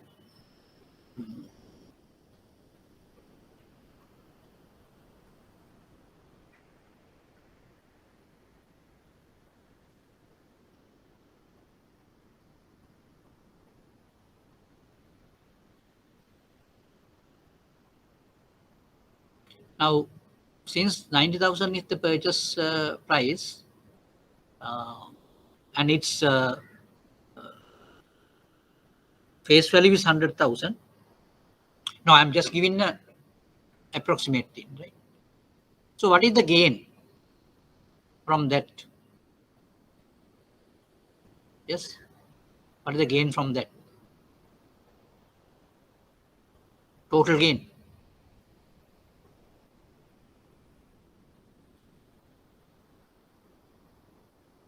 The total gain is 10,000, is it? 10,000, because we just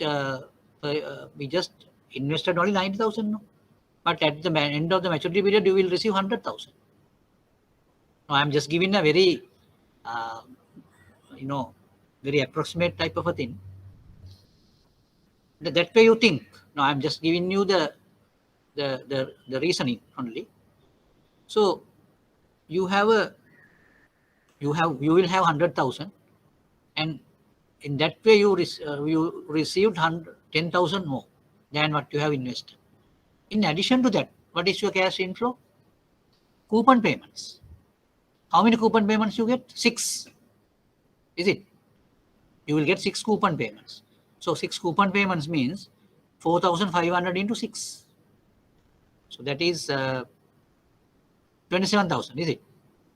So then you can just calculate it this way: 10,000 plus 20,000 divided by 90,000. Is it? What do you say? No, I am just giving a very, very, very primitive type of method, and it's not very accurate. Rather, there's a big margin of error there. But I'm just giving you a very approximate type of or estimated estimated way. So what you have to do is, you have to see what is the gain you get. The gain is, you invested only 90,000, whereas you receive 100,000 at the end of the 3 years. Okay. Then what is the amount? 10,000. Plus, you have 4,500 into 6 coupon payments. So that is 27,000. 27,000 plus 10,000 divided by 90,000. Okay. So it is 37,000 divided by 90,000. If you do the calculation, you will see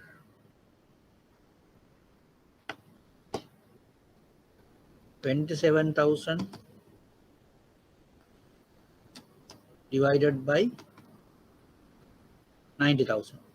Sorry, 37,000. 37,000 divided by 90,000.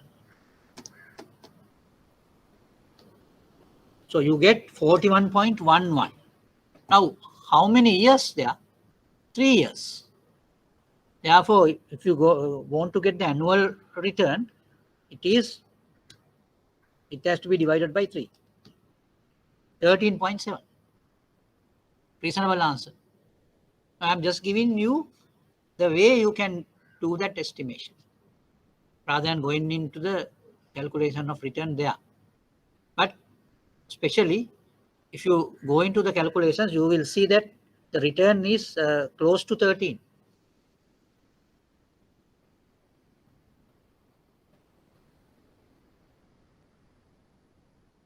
What is 5,000? Damita, yes, what is 5,000? 5%. No, sir, I heard it as a 95,000. Sorry. No, I'm just giving you the way you can do an estimation to the return, right? So the estimation can be done this way. Now you purchased a bond of 100,000 rupees for the face value 100,000 for 90,000. Then at the end of the 3 year, you will get 100,000. So there you have a gain of 10,000, is it? A gain of 10,000 is there. There is a cash gain. In addition, you will get coupon payments, 6 coupon payments, 4,500 each. That goes up to 27,000, is it? 27,000 plus 10,000 is 37,000. That has to be divided by your investment, that is 90,000. Now, when you divide 37,000 by 90,000, you would get 0.4111 or something, and that has to be divided by 3 to get into the annual return. Annual return, you get about 0.137. That is 13.7. That is a very rough estimation. Very rough estimation. Okay. Now I just explained you 3 types of instruments and how we can arrive at the return of such instruments. First of all, I discuss about the stocks. Then I have gone to the treasury bill, and then I went to the bond. Right now you have an idea of how we can get into the return of either stock or equity and a treasury bill and a bond. Now, if you want to get a return of a debenture also, you may have to follow the same process. Now, and I want to tell you something else also. Now, treasury bills, you observe that treasury bills, they won't pay coupons or coupon payments. Only the upfront interest an investor can get. Therefore, treasury bills like type of bonds or whatever, they are called zero coupon. Treasury bill is a zero coupon instrument. Now, sometimes the bonds are also there with zero coupon. They don't have any coupons. Such treasury bonds are called zero coupon bonds. Zero coupon bonds. Right. Okay. Now I have given enough of things where you can go into the calculation of return of any financial instrument, starting from a stock, common stock, treasury bill, treasury bond, debenture, whatever it is. Right. So I think that gives you a certain understanding. Now, in addition, as investors or investment analysts or bankers, you may not be in a position to rely always on historical figures, because you might have to take decisions with regard to your investments. So then it would be, so you need to do some type of a projection. For example, say a person comes and asks you, or any other organization might ask you whether you are okay with having investment, some investment. Then that organization might say that we would really make an arrangement to have that investment for you. Then you need to, so then there may be some other offers also. Then there can be 3 or 4 offers. So, but you need to, your top management needs to have only one investment. So there should be a way of selecting that.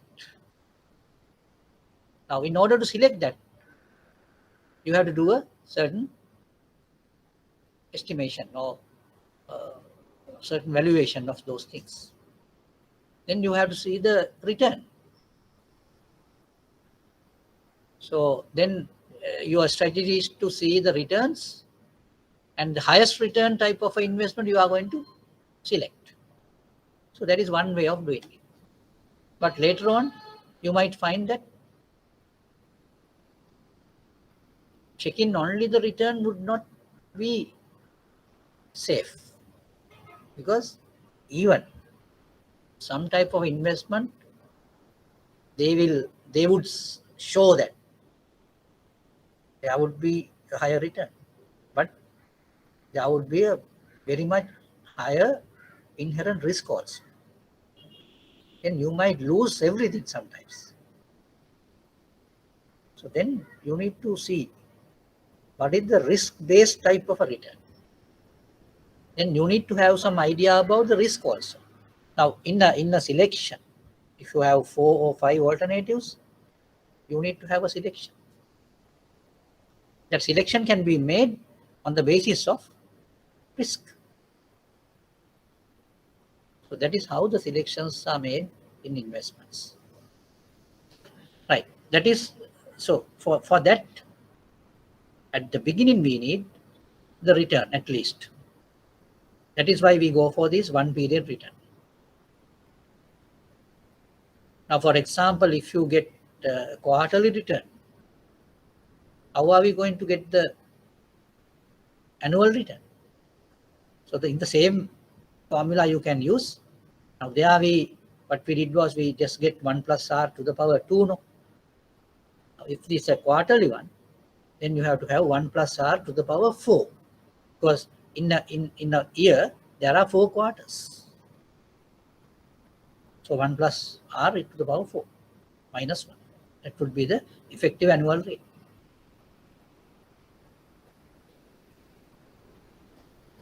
Okay, I think now we have discussed enough of those things. And we will again go to the lesson.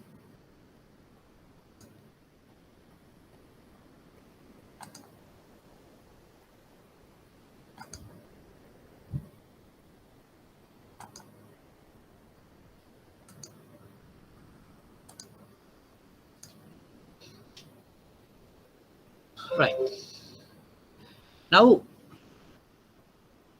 I think now you get an idea about the different ways of return calculations for different instruments, right? Now, all these instruments we went through, we calculated the returns through historical data,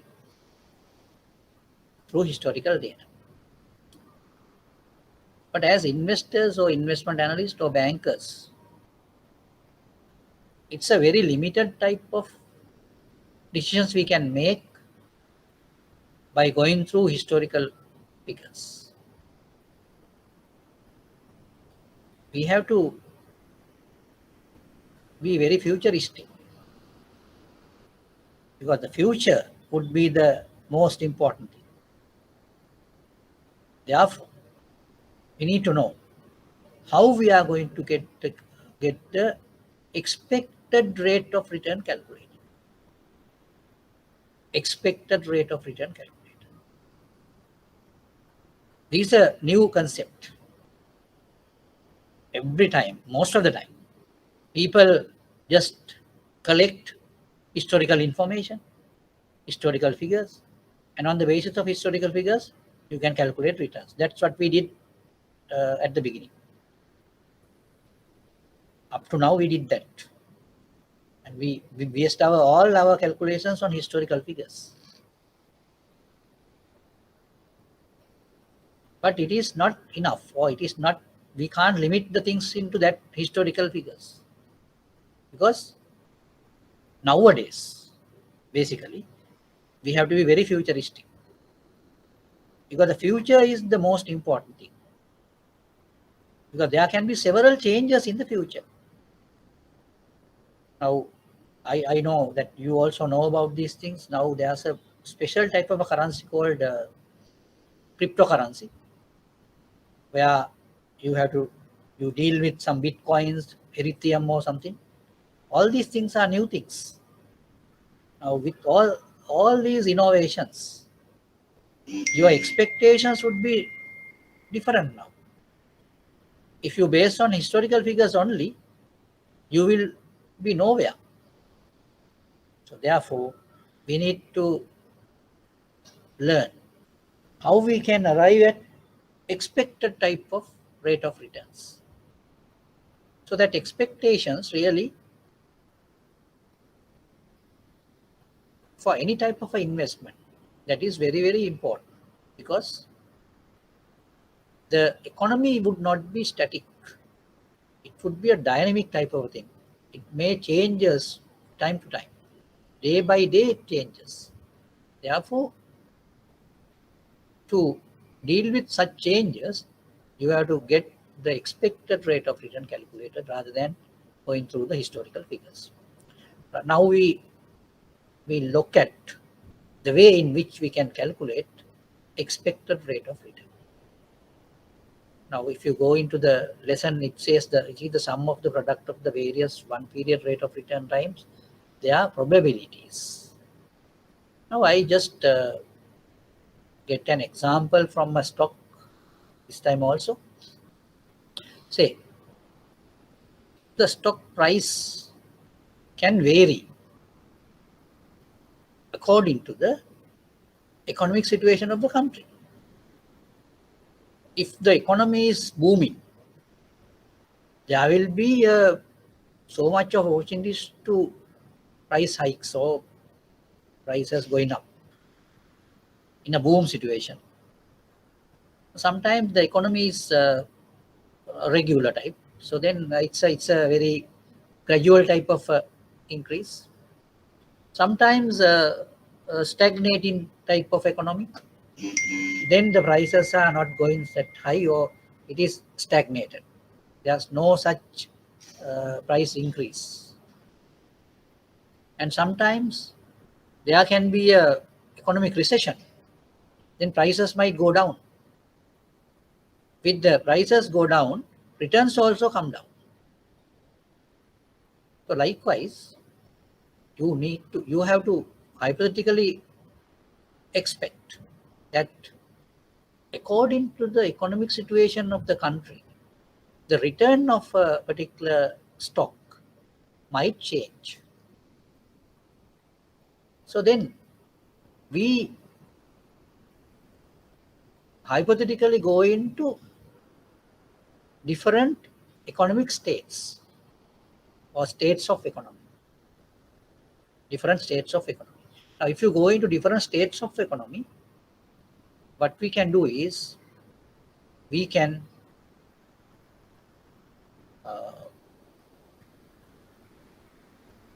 assign probabilities to each of these states of economy. And for each state of economy, you can attribute a certain return.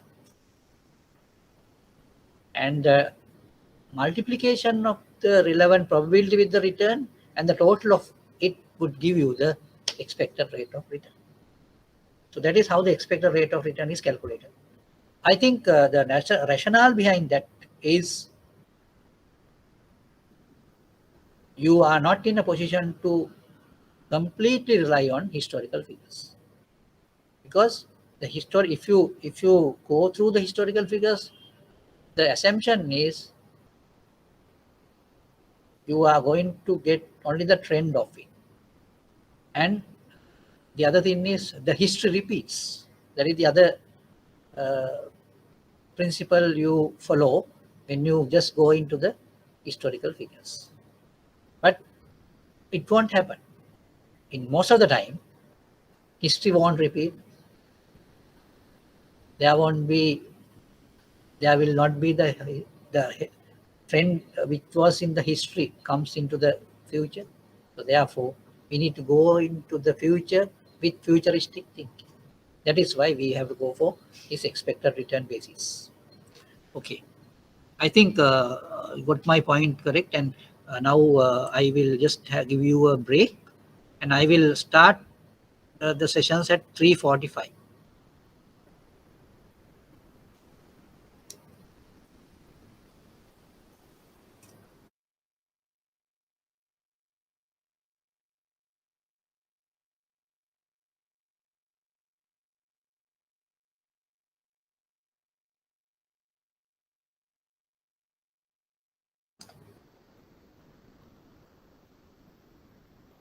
How we will deal with the, is that okay now?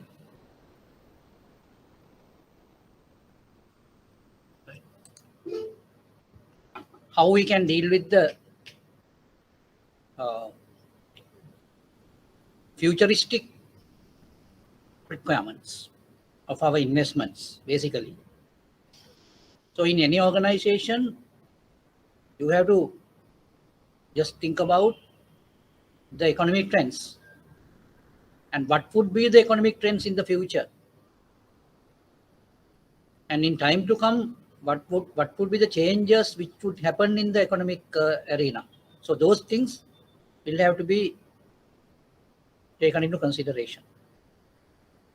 So therefore, our expected return, expected rate of return calculation is very much important for our investment analysis requirements. Now we will see how we can go into that.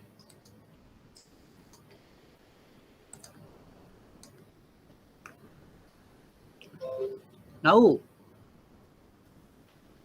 as I told you, there can be several economic scenarios, situations. Now, you all know sometimes the economy is in a very stagnated situation, or sometimes it's in a recession and downturn. Sometimes it's a boom. Sometimes it's a normal, regular situation. Or we can say business as usual. So that is another way. So likewise, you can have different types of economic scenarios. So for each scenario, we need to assign a certain probability.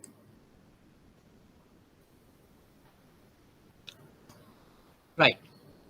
Now, I will just show you how we can do that. in normal circumstances, we go for 4 or 5 scenarios, 5 economic scenarios where we have to deal with that. And I will show you how we can really follow that principle.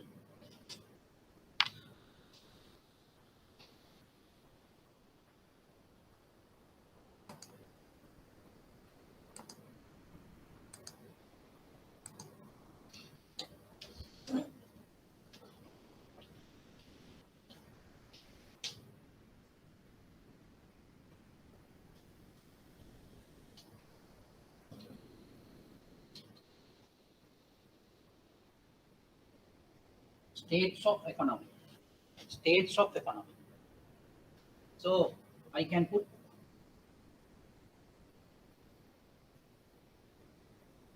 regular as usual, regular. We can say recession,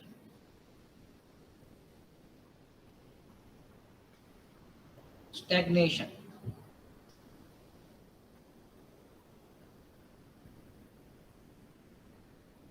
downturn,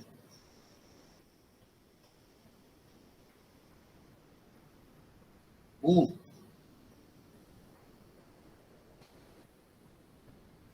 Now there are 5 economic states here. Now you need to think what is the most probable economic situation out of these things. Most probable. Regular, recession, stagnation, downturn, boom. Now, in my opinion, the regular economic situation is the most frequent. Therefore, we have to attribute a higher probability into that. Higher probability, say 50%. So then we can say probability.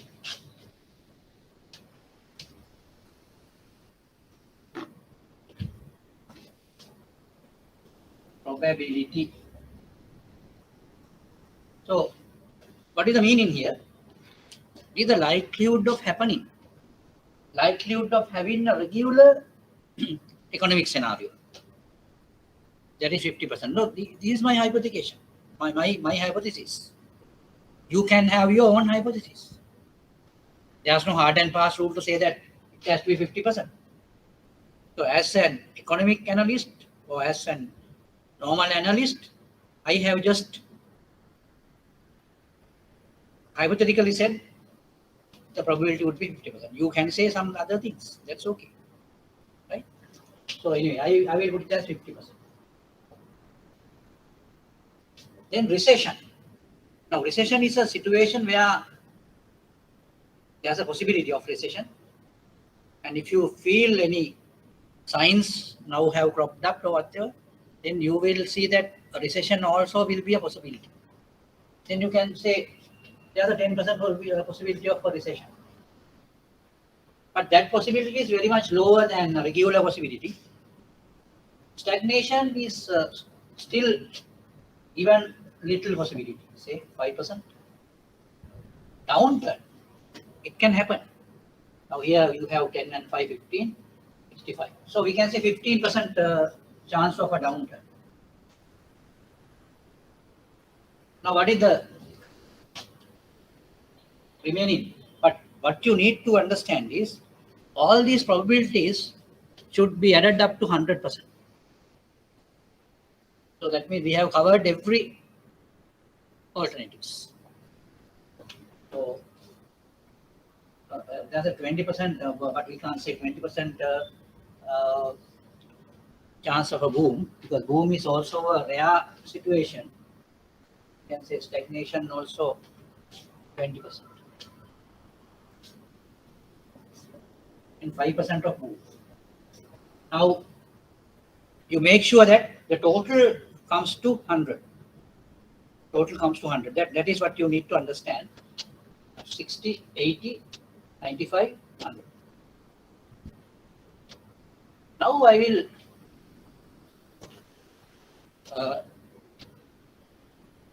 assume different returns.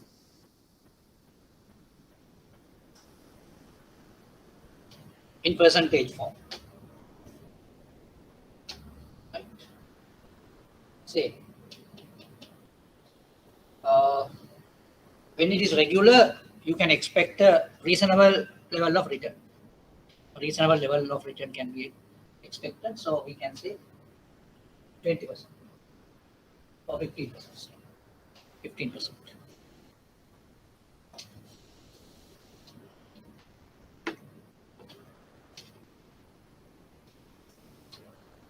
Recession, invariably in a recession situation, returns would be low or sometimes minus returns. So we can say return is only recession, say 1% or 2%. Stagnation,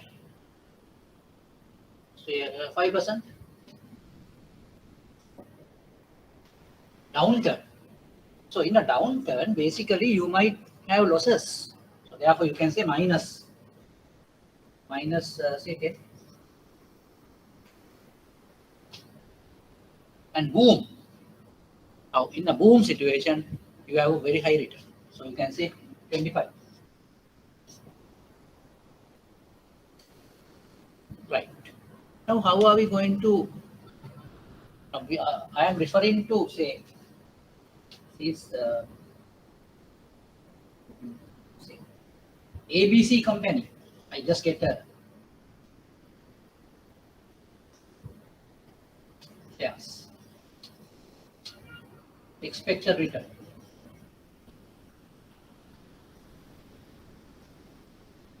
on ABC company shares. I have taken a hypothetical company for this. Otherwise, I have referred to the names of companies in Sri Lanka. But that's not good, I think. Anyway, now how are you going to calculate the expected return? Probability into returns. Probability into return. Now you have to multiply. So you can say expected return. Now you can symbolize it this way: ER equals to. Now, when you put percentage marks everywhere, it is little difficult and it's very cumbersome. No? So therefore, what we can do is just omit this percentage mark here, and later on, when you get the answer, you put it as a percentage. So that's the way, an easier way. Otherwise, you will get some confusion, and it's very cumbersome also. So therefore, I can put this way. Now 50% means you can put it in decimal form, that is 0.5 into 15. I don't say 15%, I say just 15 plus 10% is 0.1 into 2%, or that is 2, plus 20% is 0.2 into 5, plus 15% is 0.15 into minus 10, not 10, just 10, minus 10, plus 5, that is 0.05 into 25. Now if you solve it or simplify it, you will get the value. So can you try to do it? Get the value?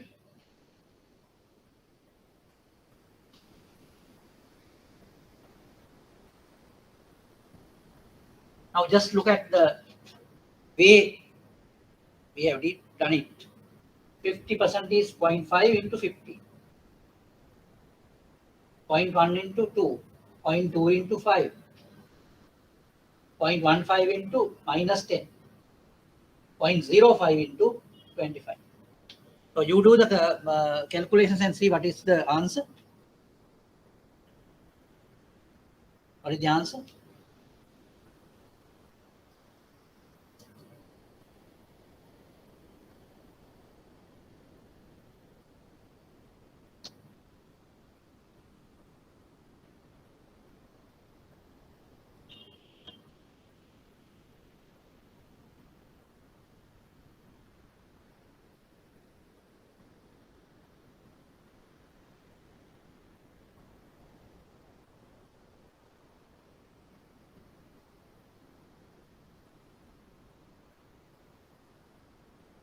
Yes.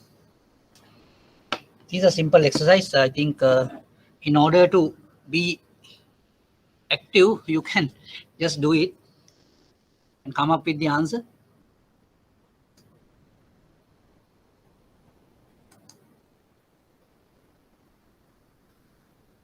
Yes, what is the answer?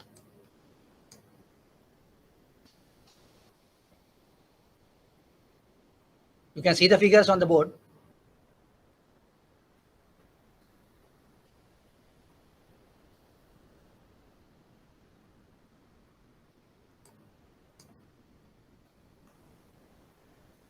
Now, our expected return we denote as ER, as I put it on the board. It is ER.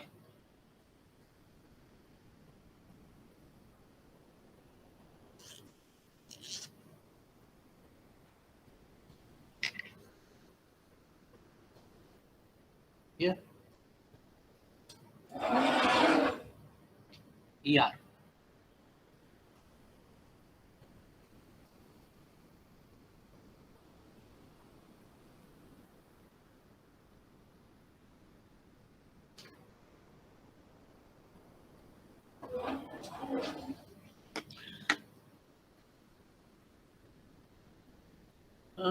Kaushalya, you just check with your decimals.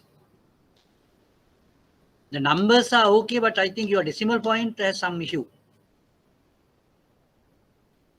Because with this, all these things, a particular organization will not have this much of a return, because you can just see all the returns are, now the highest return would be 25, no? So this return would not be higher than 25.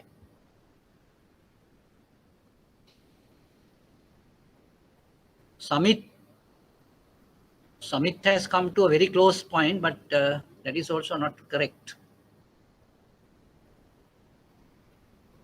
Yes, Achala, correct. Achala has got the answer. 8.45 is the answer.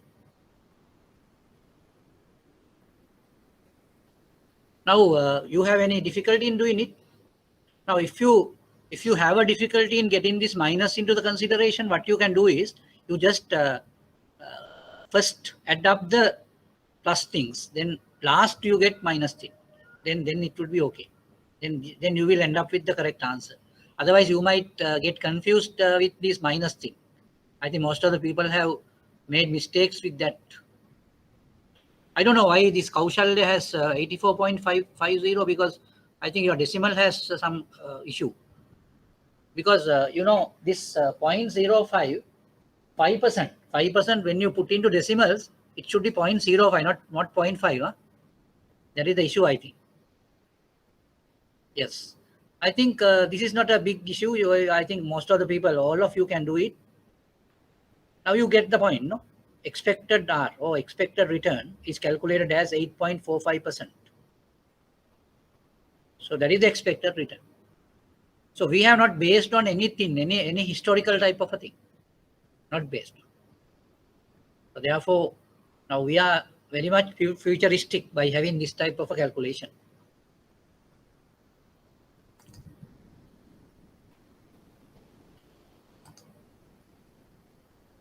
Right. Again, we will go to the session. Now I have given some symbols here. P1, P2, P3, those are the probabilities. Now in this case, in our example, it is 50%, 10%, 20%, so on and so forth. Those are the probabilities. And R1, R2, R3 are the returns. Then the particular calculation has given in the symbolic form here. So you can see that.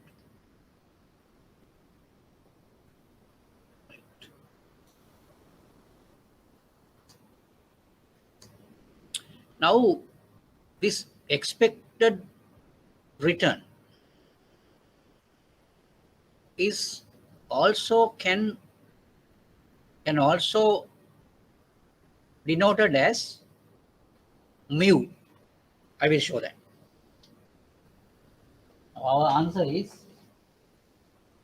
ER is equal to 8.45%. So ER, again we can say mu is equal to ER. Mu, the value mu. Anyway, I will get the code.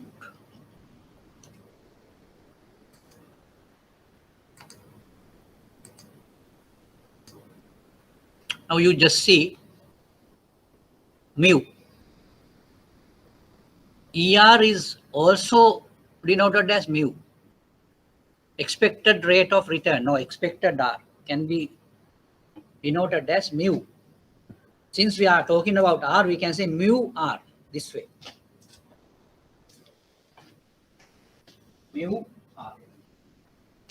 Now we write this letter small, R small. So we call it a suffix. Suffix mu R. That's another type of a code or representation of expected return. Mu R. Is that okay?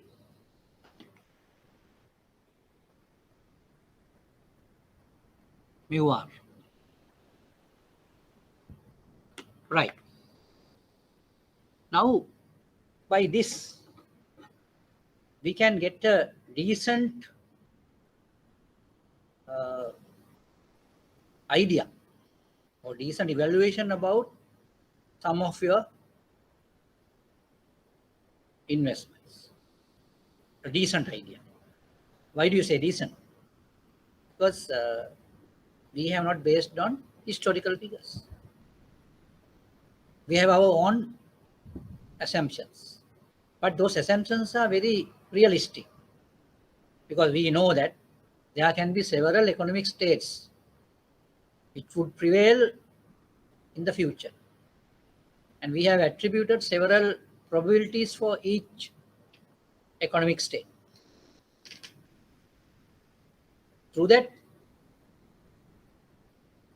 we assign the probabilities to each economic state and respective returns also. So we get a represented view as the expected return. But only issue here is this is only an estimation. We can't say this is 100% correct type of a thing, but this is an estimation only. However, we can just see the calculated expected return, how much it is, how much it can be deviate from the mean, the real values. Or in other words, we can see what is the, now we have come to a certain type of average figure, which we call the expected return. This is an average, right? 8.45. Now, when you take that average into consideration and we compare it with different returns, so what are the deviations of these returns with this average? Now, that gives a certain picture about the investment and the variance or the variability of this particular investment, its return. Or in other words, how volatile, how it changes in the near future. So that is the idea you can get from that particular measure. That measure is called variance. Variance. In other words, we have now already calculated the expected return, or we can call it average return. And if you take this average return and compare it with each returns, well, how these each returns deviate from this average.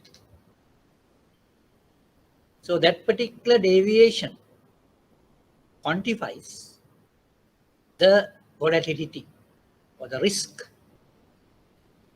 of that return. Now, that particular quantification is very much important in order to take investment decisions. In order to take investment decisions. That is why we calculate that particular figure. Now, before going into the expected return figures, we should try to get that value calculated for just historical figures. For just historical figures, we should calculate that. So that I will do that particular exercise on the board, right? Now I will put a particular organization's say return on equity for the last 5 years, and you need to calculate the average return on equity and the variance of return on equity. So I will show you how to calculate the variance. Now this is historical figures, right? These is not expected figures. These are historical figures. So I will. Shall I wipe off the things here, or if you want to note down, you can note it down. I can wipe. Is that okay to wipe off?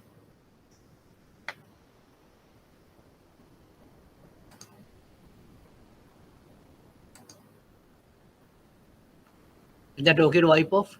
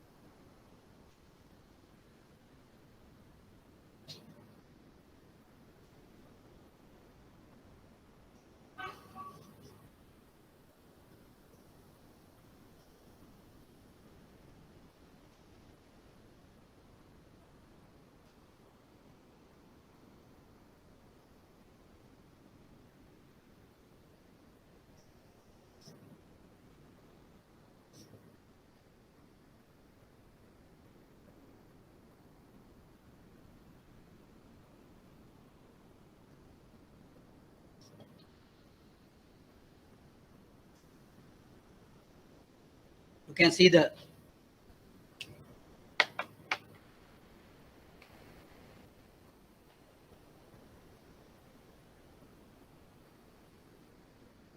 PQR company's return on equity for the last 5 years given below. Year 2016, 17, 18, 19, and 20. So the 15% is the 2016's return on equity, 30%, 10%, 20%, and 25%. Now first thing, calculate the average ROE for the last 5 years. This is the first thing. Just calculate it. Very simple. Very simple. Now this is these are historical figures. 2020 is history, no? 2016 to 20, that is history. So what is the average? Average for the last 5 years. Give me the answer. Average for the last 5 years. Very easy, very easy. Because I want to just, just connect you or join with you with all these workings. That is why I just ask you to do that, even though it is simple.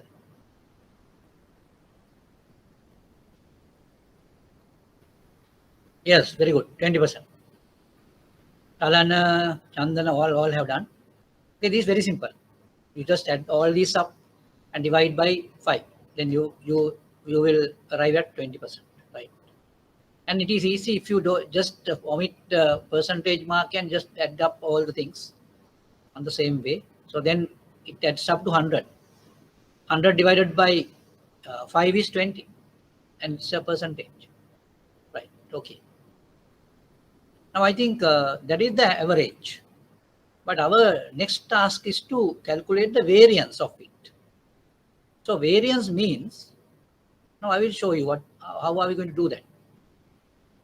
From each return, you need to calculate or you need to deduct the mean value or the average. Now our average is 20. So what we need to do is we need to get the deviations calculated. I will show you deviations.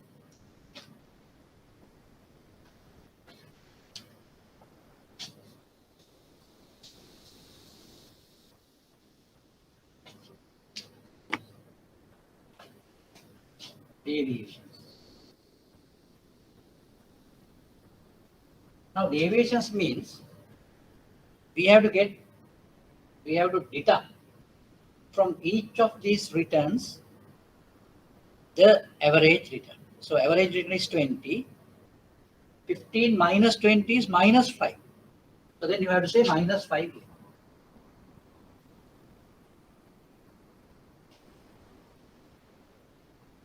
$30 minus 20 is 10.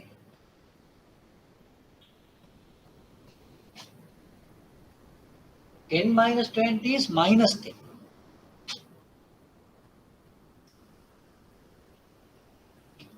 $20 minus 20 is 0. 5 minus 20 is 5.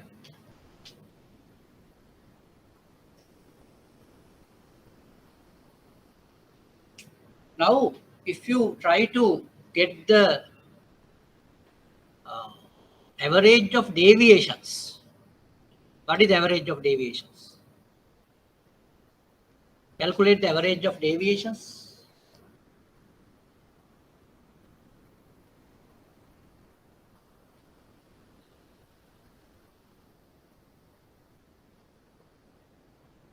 Average of deviation, 0. Yes. Namita has done it and it's 0. Others also can try and see what happens when you go to get the average of deviations. Now you can see all the deviations will cancel off and you will arrive at 0. So therefore the average of variance is, average of deviations is 0. So then we can't proceed further by having that value, because now we try to see the behavior of deviations and how deviations behave. That is what we are going to try to see. But with this result, we can't proceed further. Therefore, what is the alternative task, or alternatively what we need to do now?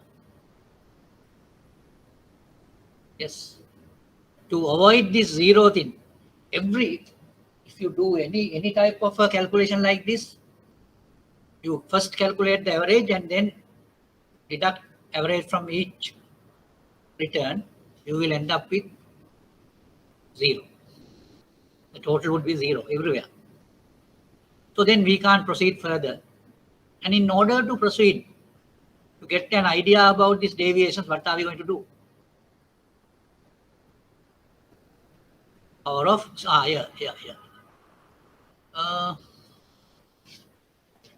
power of what? Power of figure, power of figure, yes.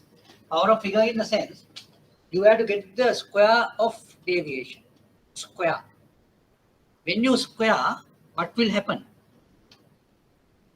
Either it is plus or minus, you will end up with the positive figure. Then the equal to 0 would not happen. Therefore, in order to get rid of that issue, we should get the square of deviations. The deviation figure has to be squared. Square. Power is to the power 2, you have to get it. So we can say deviation square. Square. So we have to give the figures here. Now what we can do is we can just omit this percentage at this point and just square only the number. It's okay because you just otherwise you will find it difficult to calculate. So this is 25. This is 100. This is also 100. This is 0. This is 25. Altogether it will be, now we have to get the total of it. 125, 225, 250. 250. Right. Now this is not the answer.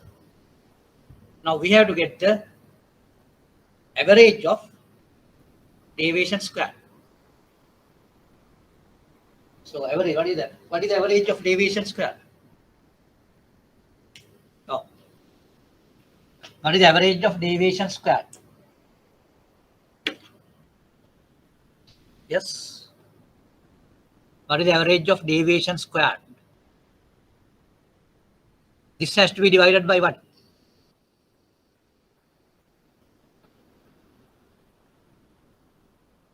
Yes, average of deviation squared is what? Now you can get the deviation squared total as 250. How many deviation squared we totaled? 5. Therefore, our average deviation squared is total of deviation squared divided by number of deviation squared. Total is 250, number is 5. 250 divided by 5 is 50. Yes. Aushalya has got it. Anyway, 50 is the average of deviation squared. So that is what you call the variance. We call that figure variance. Therefore, in this case, variance is, now we calculated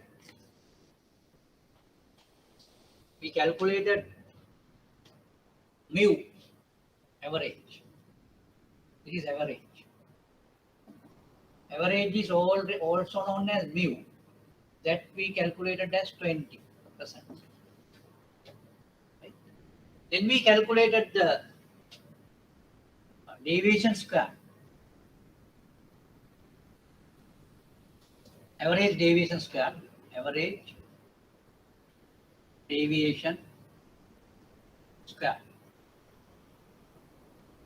as 50, or we can call it variance, is equal to 250 divided by 5. That is 50. Or in other words, variance is 50. Now you need to get familiar with these notations.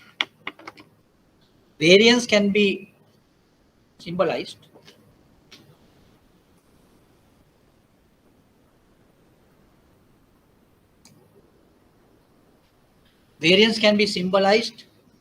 as sigma squared. Just look at it. Variance is sigma squared. Sigma squared.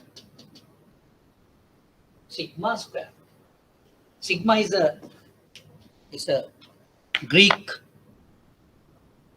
letter in a Greek alphabet, sigma.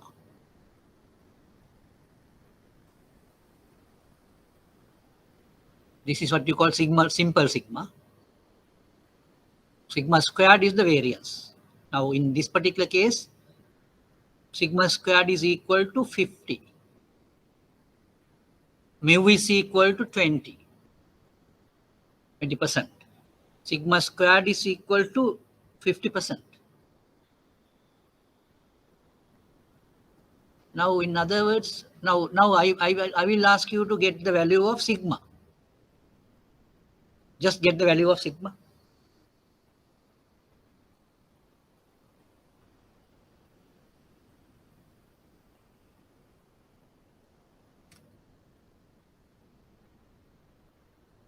Just get the value of sigma.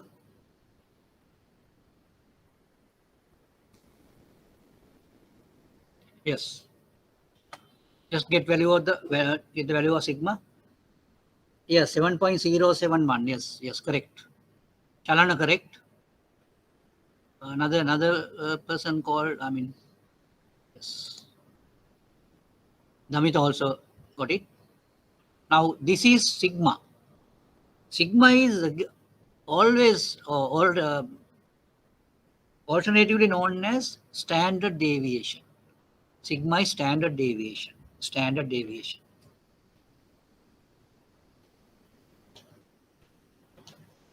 Sigma is equal to standard deviation.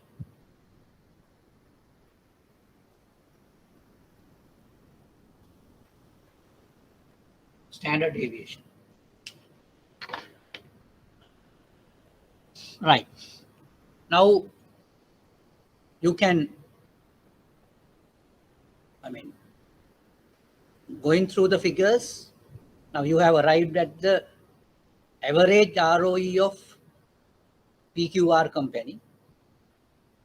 Average ROE is, or the mu is 20%. And the variance is 50%. And the standard deviation is 7.07%.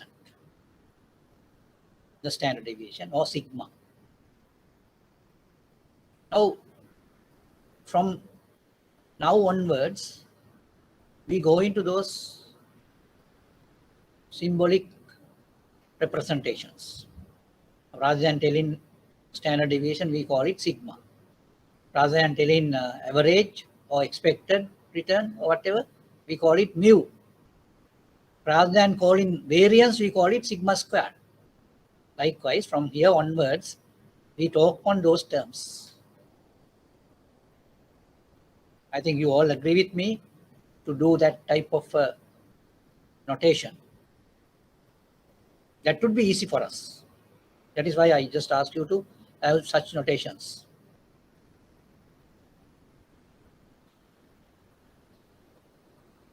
Right.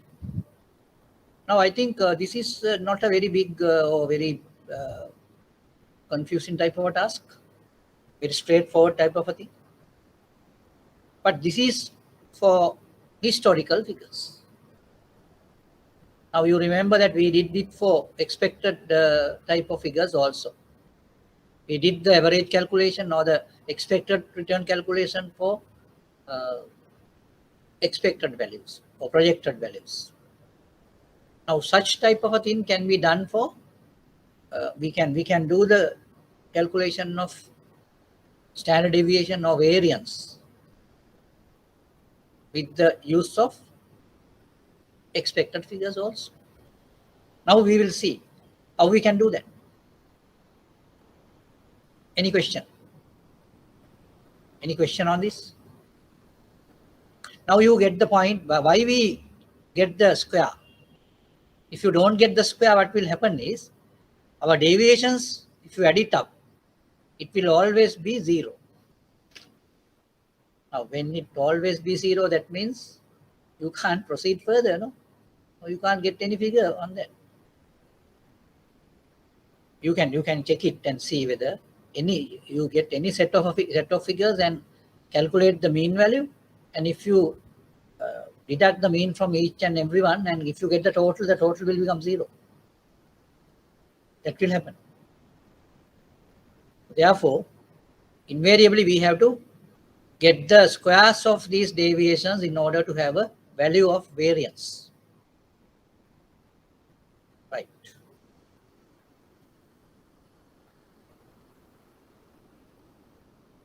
Right. Of course, now we will try to see how we can do these variance calculations with expected return figures.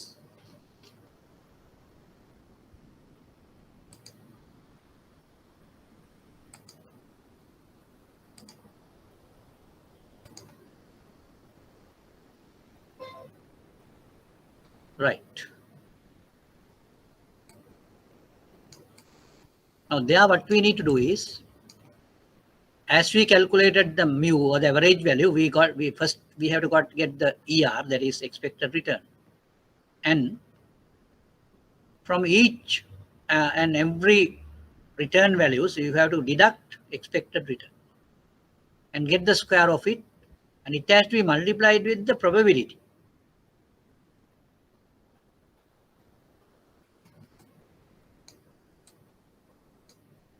Now, when it is the historical figures, now we have already discussed these things.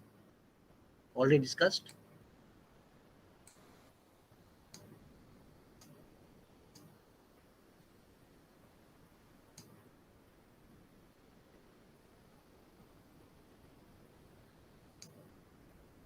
We will go to the supplementary problems here.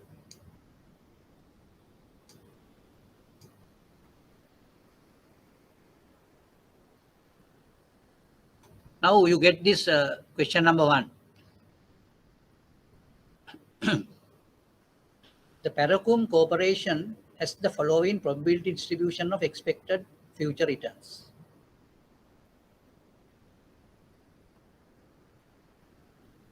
Now you can just see the probability column and the forecasted return column. Now it's a rather number of alternatives are there. 1, 2, 3, 4, 5, 6, 7. There are 7 alternatives. So it's rather cumbersome. The probabilities are given, returns are given. Now what you need to do is, first of all, you calculate the expected return. I think you might take, say, 5 minutes to do that. Yes, all of you try that. Now, first of all, you calculate the expected return for this particular Paracom Corporation with that profile of returns and probabilities.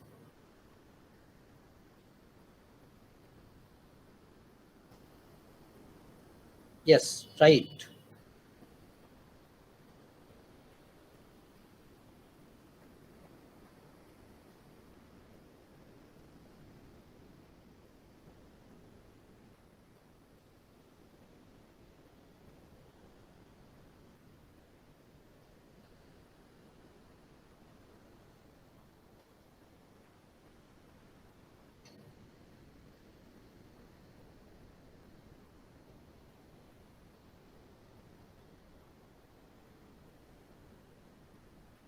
Now, to be now you can be simple with omitting the percentage mark. So you just get minus 15 rather than getting 15 minus 15%. You can say minus 50 into 0.15 or whatever. That way you can do it. That would be easier for you. Very much easier for you.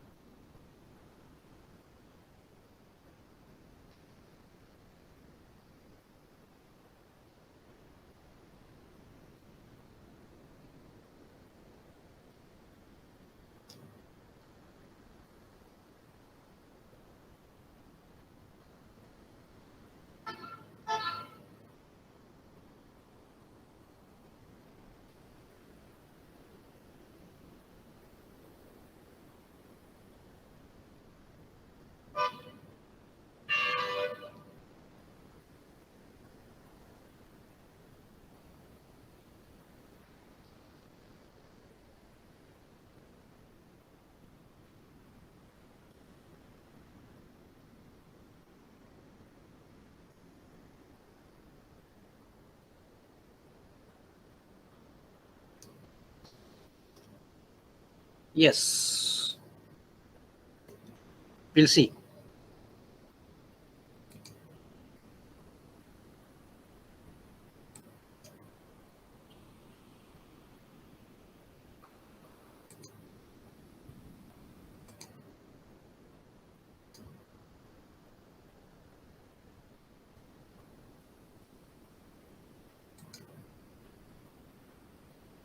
Yes, you come up with the answer.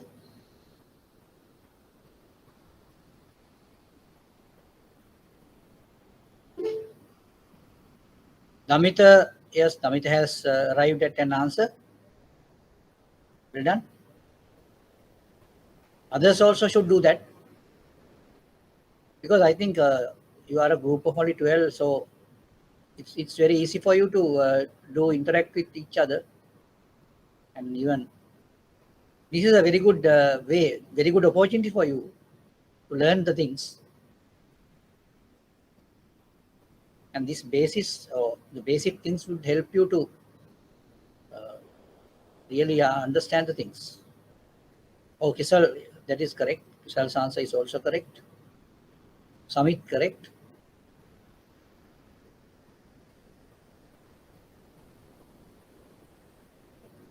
Others also should do.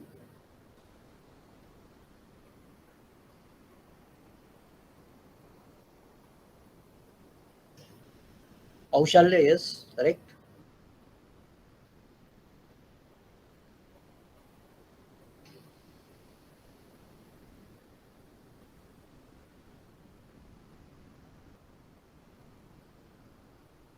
Now you feel that now these things are not that difficult.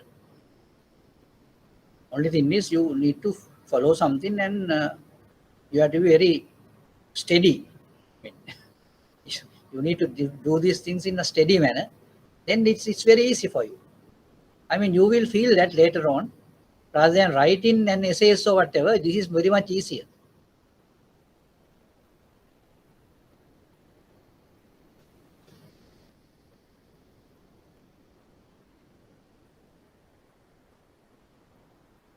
Right. Right. I think all of you have done it. That's good. Now we need to go into the next level where we have to calculate the variance of expected returns. Now, as it is, I told you what to do. Now, what you need to do is you need to get all the returns. And from each return, you need to deduct the expected return. Now, as you calculated the expected return, you calculated as 8.65. So that 8.65 has to be deducted from each return. And that has to be squared, then multiplied with the probability. So that can be arranged as a worksheet. As a worksheet, you can arrange it. So that arrangement, if you do it correctly, then it is easy for you to do the arrive at the answers.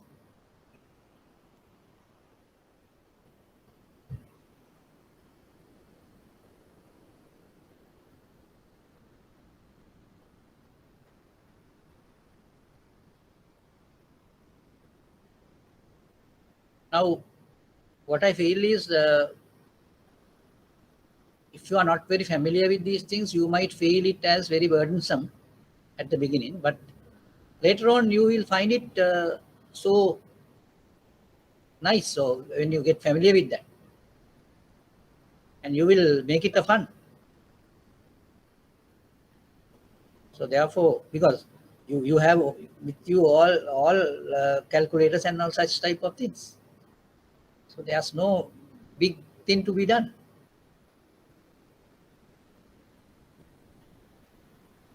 Okay, shall we do the calculation for the variance for this expected value thing? Okay.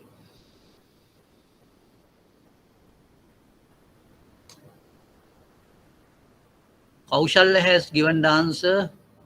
Samit, Ibsl, Namit.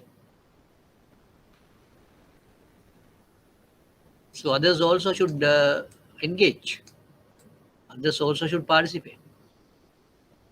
I think for your interest, I am telling these things because if you participate, you will gain much. You will gain much. And you need not really rely on books or documents or whatever. If you have the knowledge in your mind, it is very much easy for you to take decisions even. Even in a forum, you are in a position to put forward your ideas very correctly and without much ambiguity. Very clearly you can put the ideas when you are very much clear with your decision making process. So that is what you need to learn.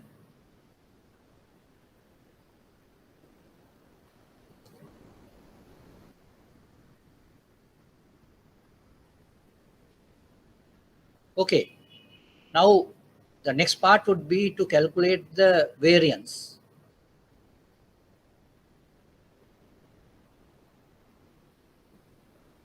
With the expected value we have calculated as 8.65.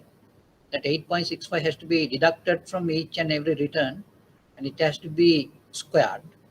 And later on we have to multiply that squares with relevant probabilities. And the total would give you the variance.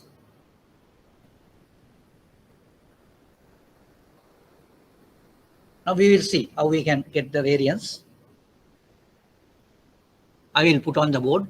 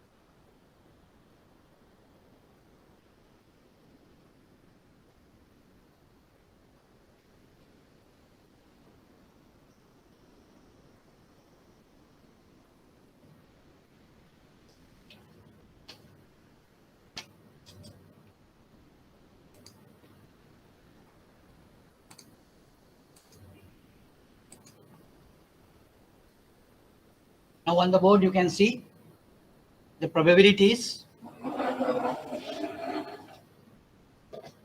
0.10, 0.20, 0.20, 0.15, 0.10 and 0.10. Then I just omitted the percentage mark and it is on the top and I put it as minus 15, minus 10, 5, 12, 20, 25 and 30. Now what is the ER we calculated? That is 8.65%. Now what we need to do is we need to deduct from each of these returns 8.65. So we will put the values here. Minus 23.65 to get. So how do we get minus 23.65? Minus 15 minus 8.65. 23.65. Minus 10, then minus 18.65. 5 minus 8.65. 5 minus 8.65 would come to minus 3.65. Then 12 minus 8.65, that is 3.35. 3.35.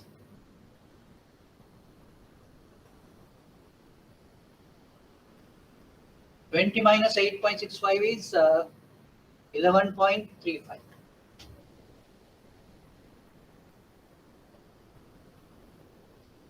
25 minus 8.65 is 16.35.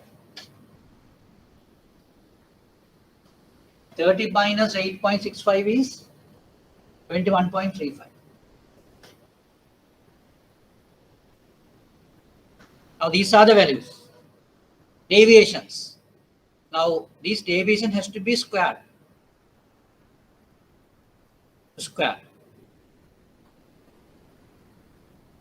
Now do the calculations and see how you can get the squares. Now invariably you need to have a calculator, right? So these through this you can calculate these figures.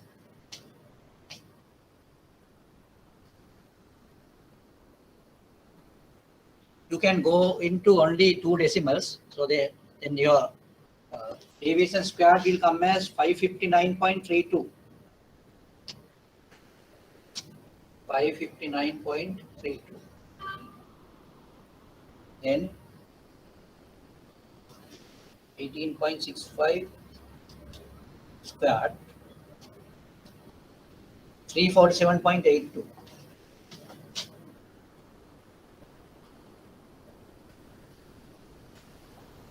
Then 3.65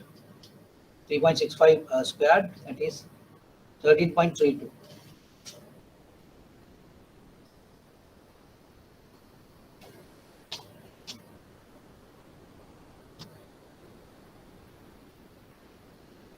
$11.22.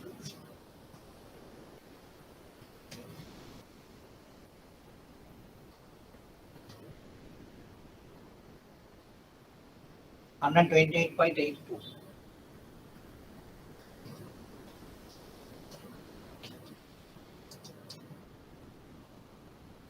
$267.32.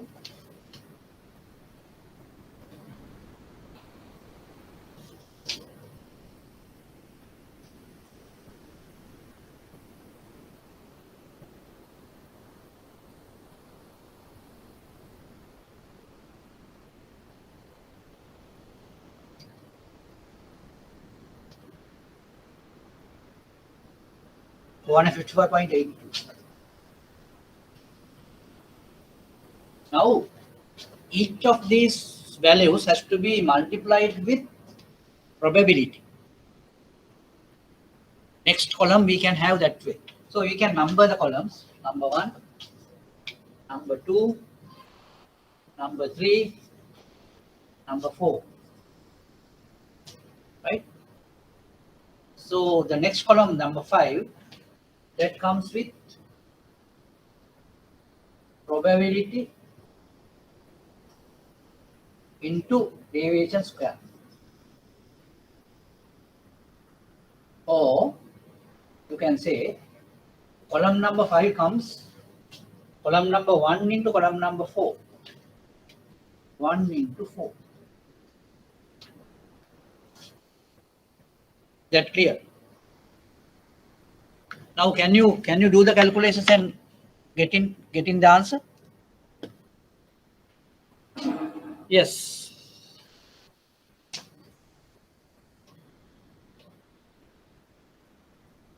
Now what you can do is you can fill up the column number 5 by multiplying the column number 1 and column number 4.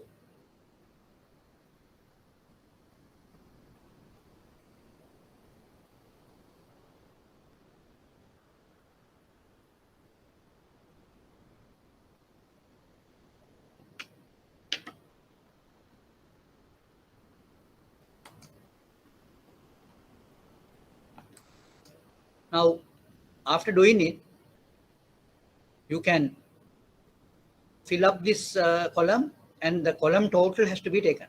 So that total is equal to the variance of returns. Yes, all of you need to practice these things.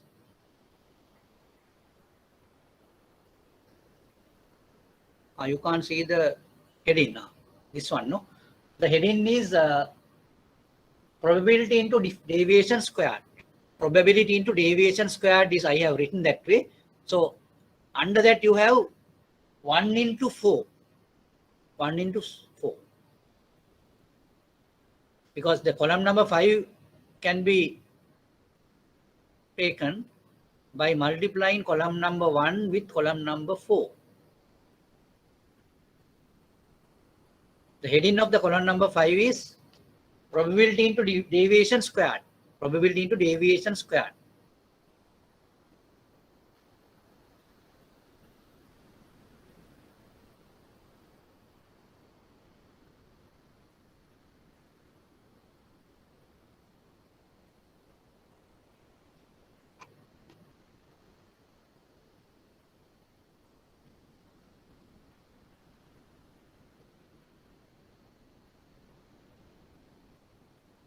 Probability into deviation squared.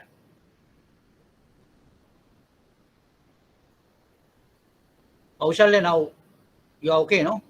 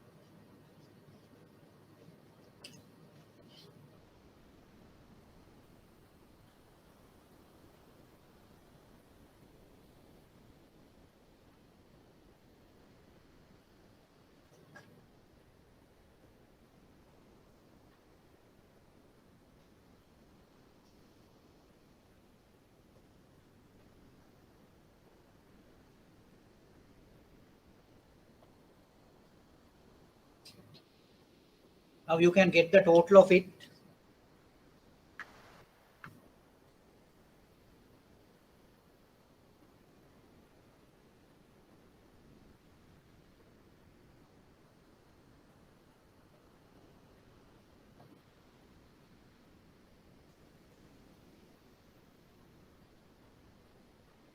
Now you're asking the variance, no? 215.20. Wait. Let's see.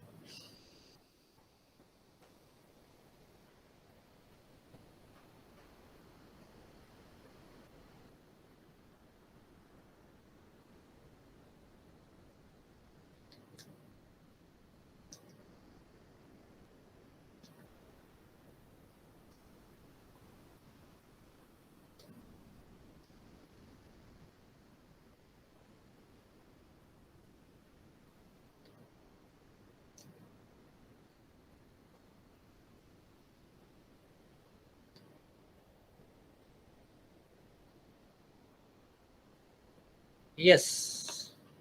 Kaushalya has come to the answer 215.2. I got it as 215.21. It's okay. 215.20 is acceptable. Chalana's answer is also correct. 215.2. Yes. Now that is the variance. Now that variance you can arrive at by total of the column number 5. Column number 5. I got my total as 215.21.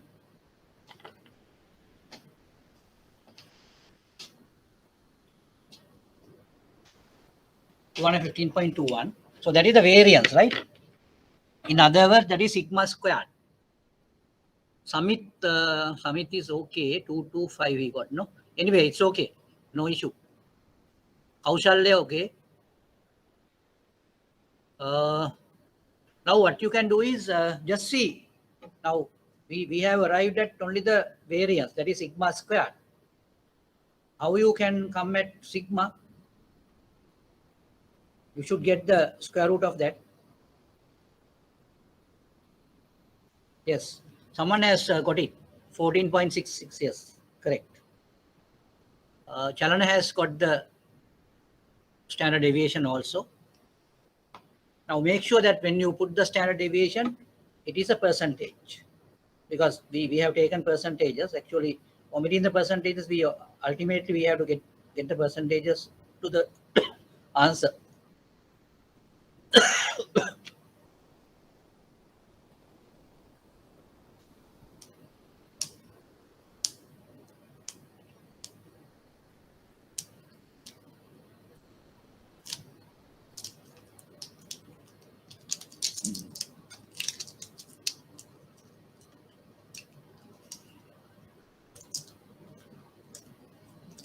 Samit, okay.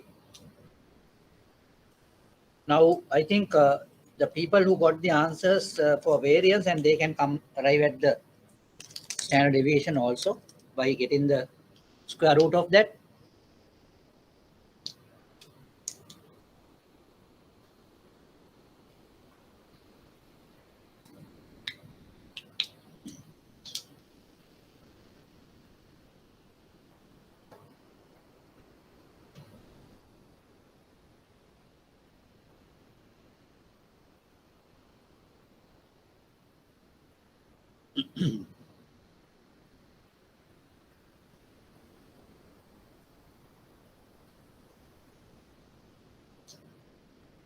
Yes, Kisal, correct. 14.66%. Yes.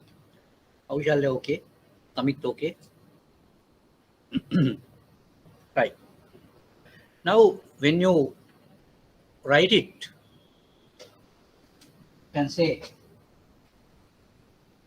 sigma mu is equal to 8.65%. Sigma squared is equal to 215.21. You can say percent. Or sigma is equal to 14.66.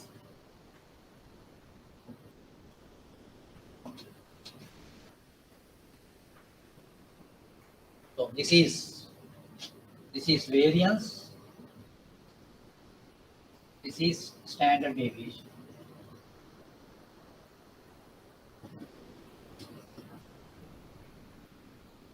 Standard deviation. Right.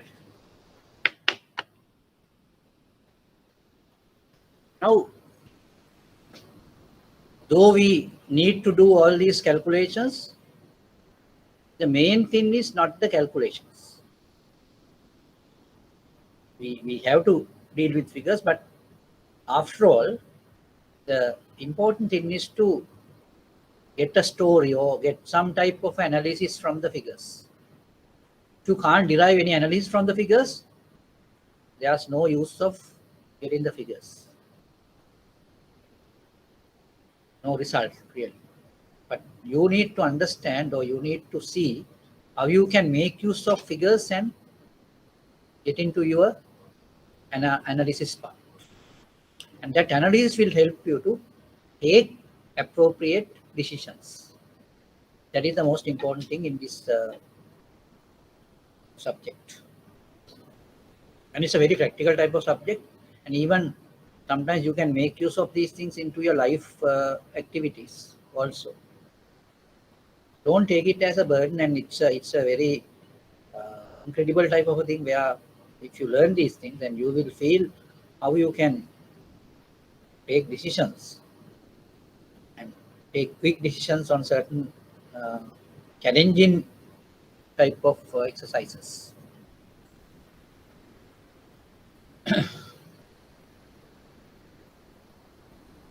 Right. Now we need to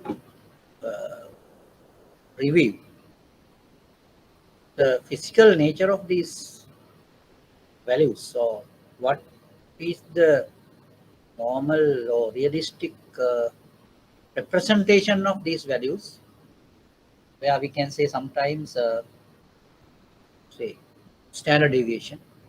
The mean is the real meaning of standard deviation is how the values of the return values or whatever vary from the mean. That is what it means. That is the quantification of variation. Now, in such a situation, if this variation is higher, that means the stability is not that there's no stability. If the standard deviation is lower amount, small amount, and we can say the instability or stability is better stability. So that is what it means.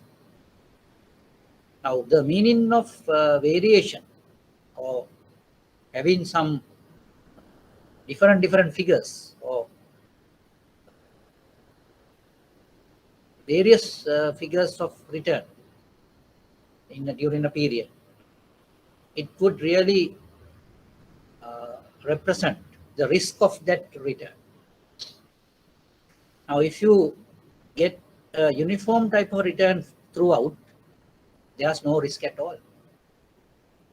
The risk will be there that if you have a return which is very much different from each period's return. Say, for example, if you take 1 month, so during that 1 month you have daily returns. There will be a big variation in daily returns for each day. If that is the case, the risk is higher because you can't plan anything. But if your returns are more or less similar for each day, then your deviations or the standard deviation is lower. That means your risk is low. That is how the standard deviation can be explained in a physical way, realistic way, or in real time. So this is very important for you to select assets for your investment. Because if you are in a decision-making position, you might have to take decisions on those things. And later on, if that decision is a wrong one, you will have to pay the consequences, face the consequences. So therefore, high variation, yes. Chalana's question. High variation means, now I will just give an example. Say, we are referring to a particular center's profit or return value for monthly returns. So now, say the last 12 months, we had returns. And if those returns are in a say in a particular range, so that range has to be very, very short. Say for example, 20, 21, 19, 21.5. Likewise, if you have that type of returns throughout the year, that means there will be 12 data points. But those data points don't have that much of a variation. More or less similar. There's a small variation. If that is the case, you will get that standard deviation as low. High variation means during that 1 year period, you will have, in 1 month you have 30% return, the other month you have minus 5% return. So likewise, you have a big variation in returns. So that means your business processes are not in control. It's in one case, it's very high performance, but in another month, you will be in minus. You are making losses. Not very consistent. So that is what you call high variation. High variation is that. So high variation means high risk. So then the standard deviation is a measure of risk. It's a measure of risk. Sir, you mean Yeah. the uh, um, difference between the expected value and the actual value. So altogether, when you add, you get the variation, is it? Yeah, that's good. That's correct. Yes, Right. yes. Expected value. Yeah, expected value. Yes. So the how much the actual figure differs from the It differs from the expected yes. value. Right. Correct. Yes, That's yes. the variation, and when That is what you call the deviation. yeah. We call it deviation. So that deviation we normalize and we get the deviation squared average. This is what we taken as the standard deviation. That is a standardized type of a thing. So I think your idea is correct, because we are getting an idea with regard to the deviation when you talk in terms of the expected return and the actual return. So that is what we do. That is what you call the variation. If you see a big variation in that, then you can see it's a risky type of a investment. Right. So now for this particular question, we have arrived at the average or the mu as mean value as 8.65, whereas the standard deviation is 14.66. So this is the type of representative indicator for the investment. Now this investment we consider as A, investment A, right?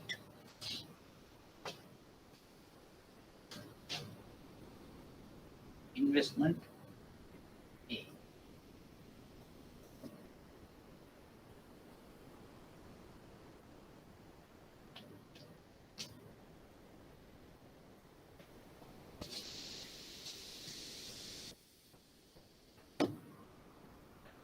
Investment A.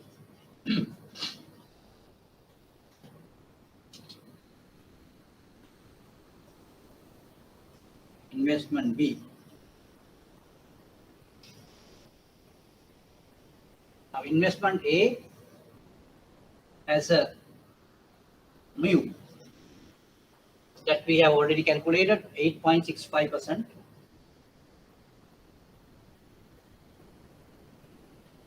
Sigma is 14.66%. Right, I will put the investment B also, and I just put the mu as 10.65 or 10.5, and sigma as 20%. Now you can see the figures. Investment A, average return is 8.65, standard deviation is 14.66. Investment B, average return is 10.5, standard deviation is 20%. Now I am asking a question. Now these two investments you have been offered by some other organization, and you can't go for the both investments. You have to select one of it.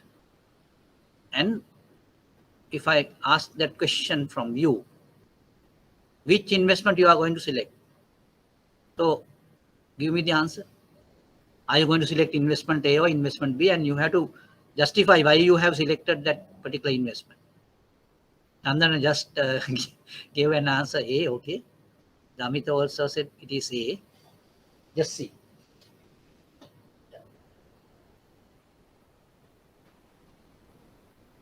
Yes, what is the reason? I just, anyway. Now Chandana said it is A.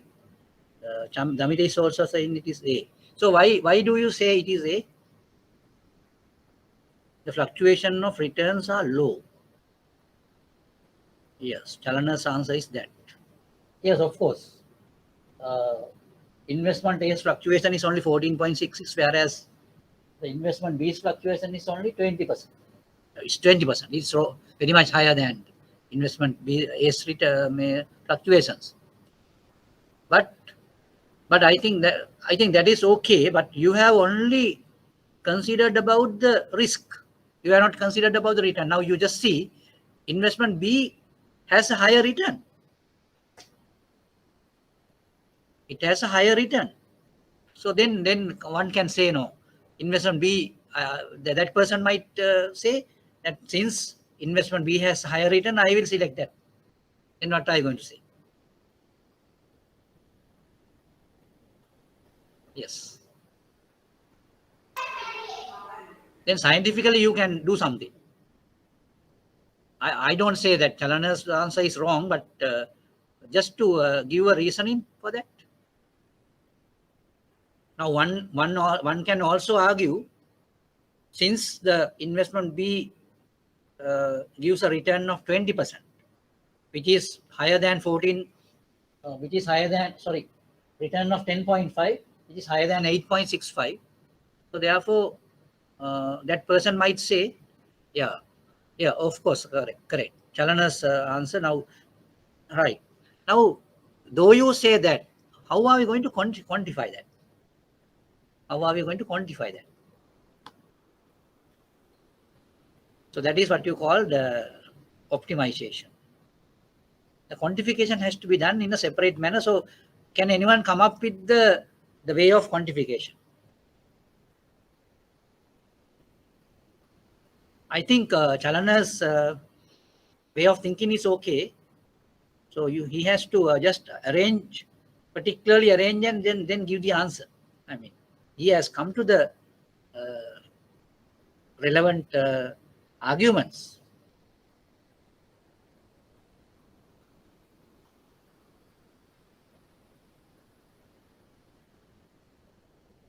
So how are we going to justify your selection?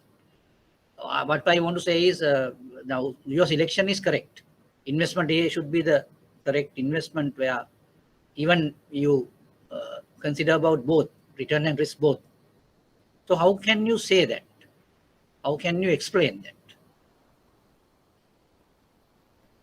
There's a particular way of doing it.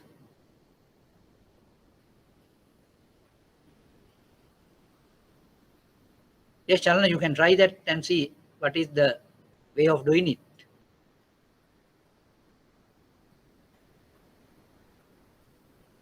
Damita's answer really, yes. Return rate of investment is reasonable with less risk. Yes, that's a valid type of a point he has made, but you need to quantify it. So how are you going to quantify it?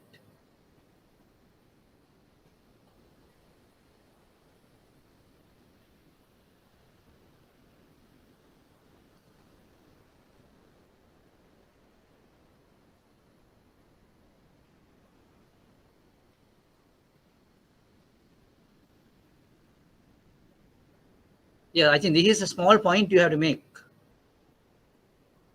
because you have to make use of these two figures, not only the average or average return, not only the standard deviation. Both you have to take into consideration.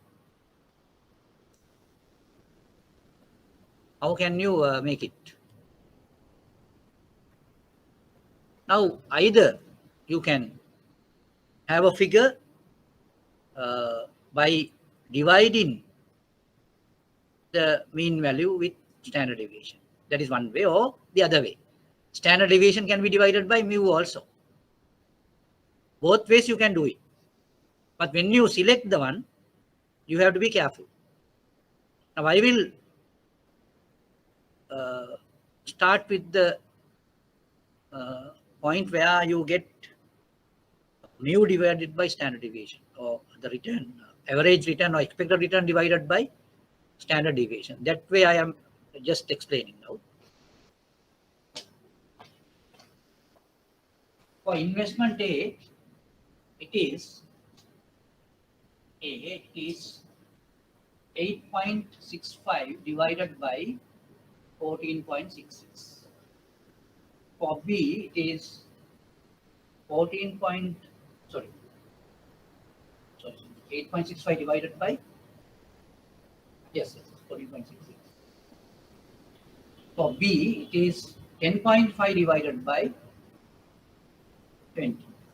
So what are the figures here? So you have get the figures.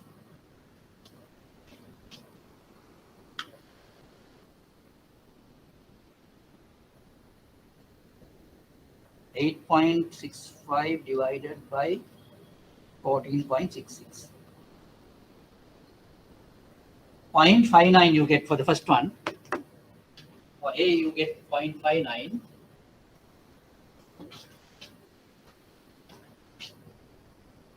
For B, you get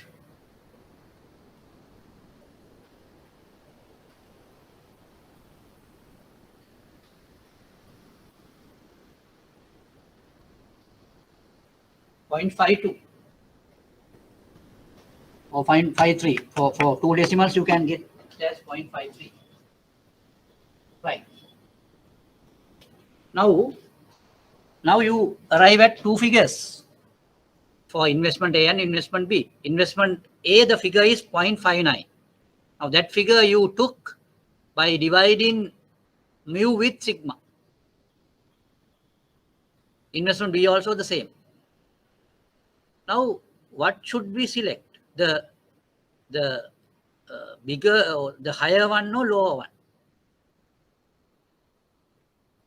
Give an answer for that. The higher one for or lower one? I am just referring to this division, the divided type of a thing. So what should we select? The higher one or lower one you should select? Chalana, I think you just made a mistake, because when you put the mu in the numerator, so the higher one has to be selected, because that means for a unit risk, you are having a return of this much. Now, in the case of investment A, for unit risk, investment A has a return of 0.59. For B, for unit risk, they have a return of only 5.53. So therefore, higher return is with one unit risk is having with A. So therefore, the selection should be A. The selection should be A. So as Damita said, it is the correct one. Higher one is the correct one. Higher one is the correct one, right? Pragnarath, I think you can understand that, no?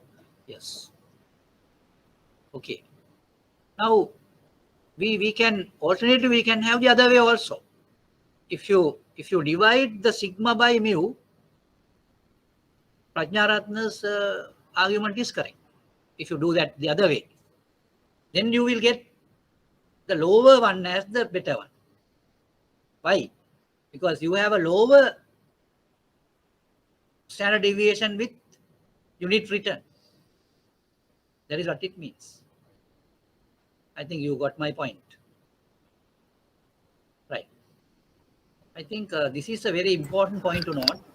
Excuse me, sir. For example, now can we do it either way and select the answer? Is it okay? Yeah, either way, yes, we can do. Either way, in the sense, now, this time what I did was I just divided the mu or the return with standard deviation. Standard deviation comes to the denominator, right? So the other way is the standard deviation comes to the numerator, right? So I will do that and show you. There the figure comes as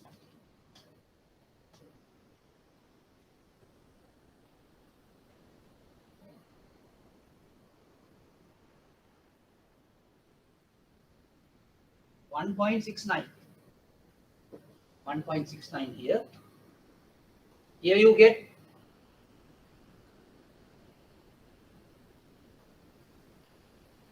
1.88. So these figures will give an idea where for unit return, there's a risk of 1.69 in the investment A. For unit return, there's a risk of 1.88 in investment B. So what is the high risk one? Investment B is high risk for unit return. So therefore, you need to select investment A. Whatever it is, I think the analysis point is different. That's the only thing. Is that okay, Chalana? Yes. Right. I think this will give you a certain background where you can take decisions on selection of your investments. Basically, in most of these organizations, there are investment committees. I can remember when I was at Bank of Ceylon, I was the head of investment in one time in 2007, 2010 also. I was the chief of investment in Bank of Ceylon. At that time, I was the secretary to the investment committee.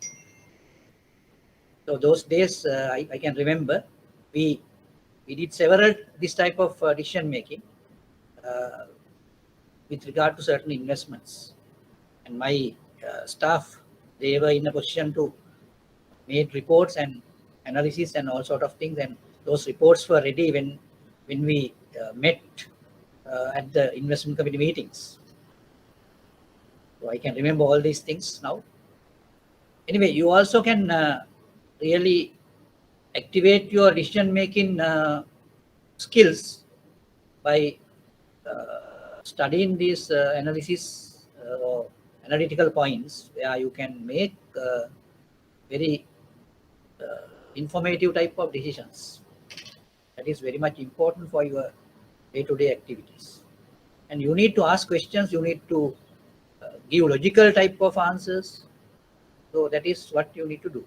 So I think today we have learned very important type of things in investments. And this is the basis for investment, selection of investments is the basis, basically. And yet another thing we need to look at, that we call now we are now talking about only, today we talk only about individual assets. Individual assets. Whereas we have to talk in terms of portfolio of assets, because we are trying to go into portfolio management. No? Therefore, we need to know about portfolios also. Now, the simplest portfolio would be a portfolio with 2 assets. At least we need to learn about a portfolio with 2 assets at the beginning. But we can see how we can extend it to 3 asset, 5 assets, 10 assets, 100 asset, 200 asset portfolios. That also we will do, right? So with that, I think today we have to wind up the sessions. This point, before winding up, I really want you to ask any questions or any type of clarifications or whatever, in order to give you a better insights and better understanding. So you can have about 3 to 5 minutes to just clarify anything under the today's lesson.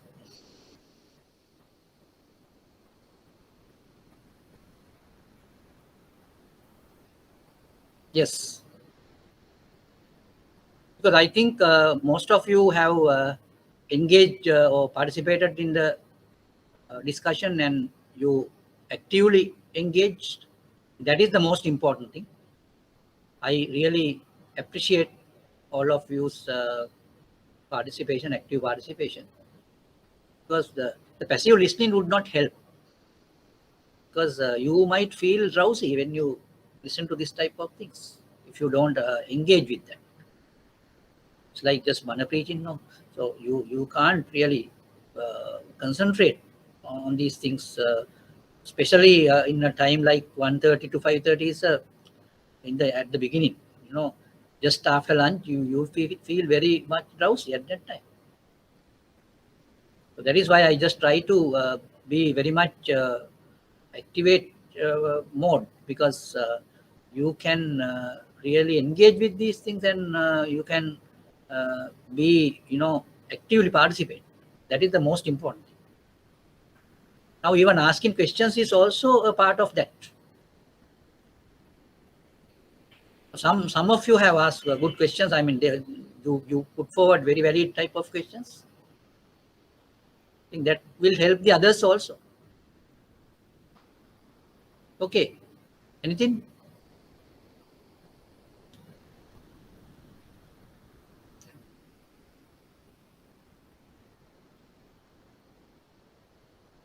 And try to answer questions where the supplementary questions.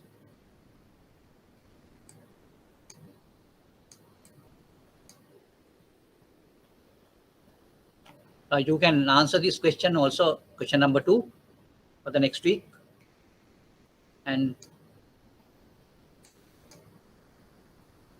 even question number 3. Okay, so I think with that we can wind off the session, and I really appreciate all of you's active participation, and I really encourage you to do that. In time to come, you can keep it up, and you can really expect very good insight into this subject. Thank you very much.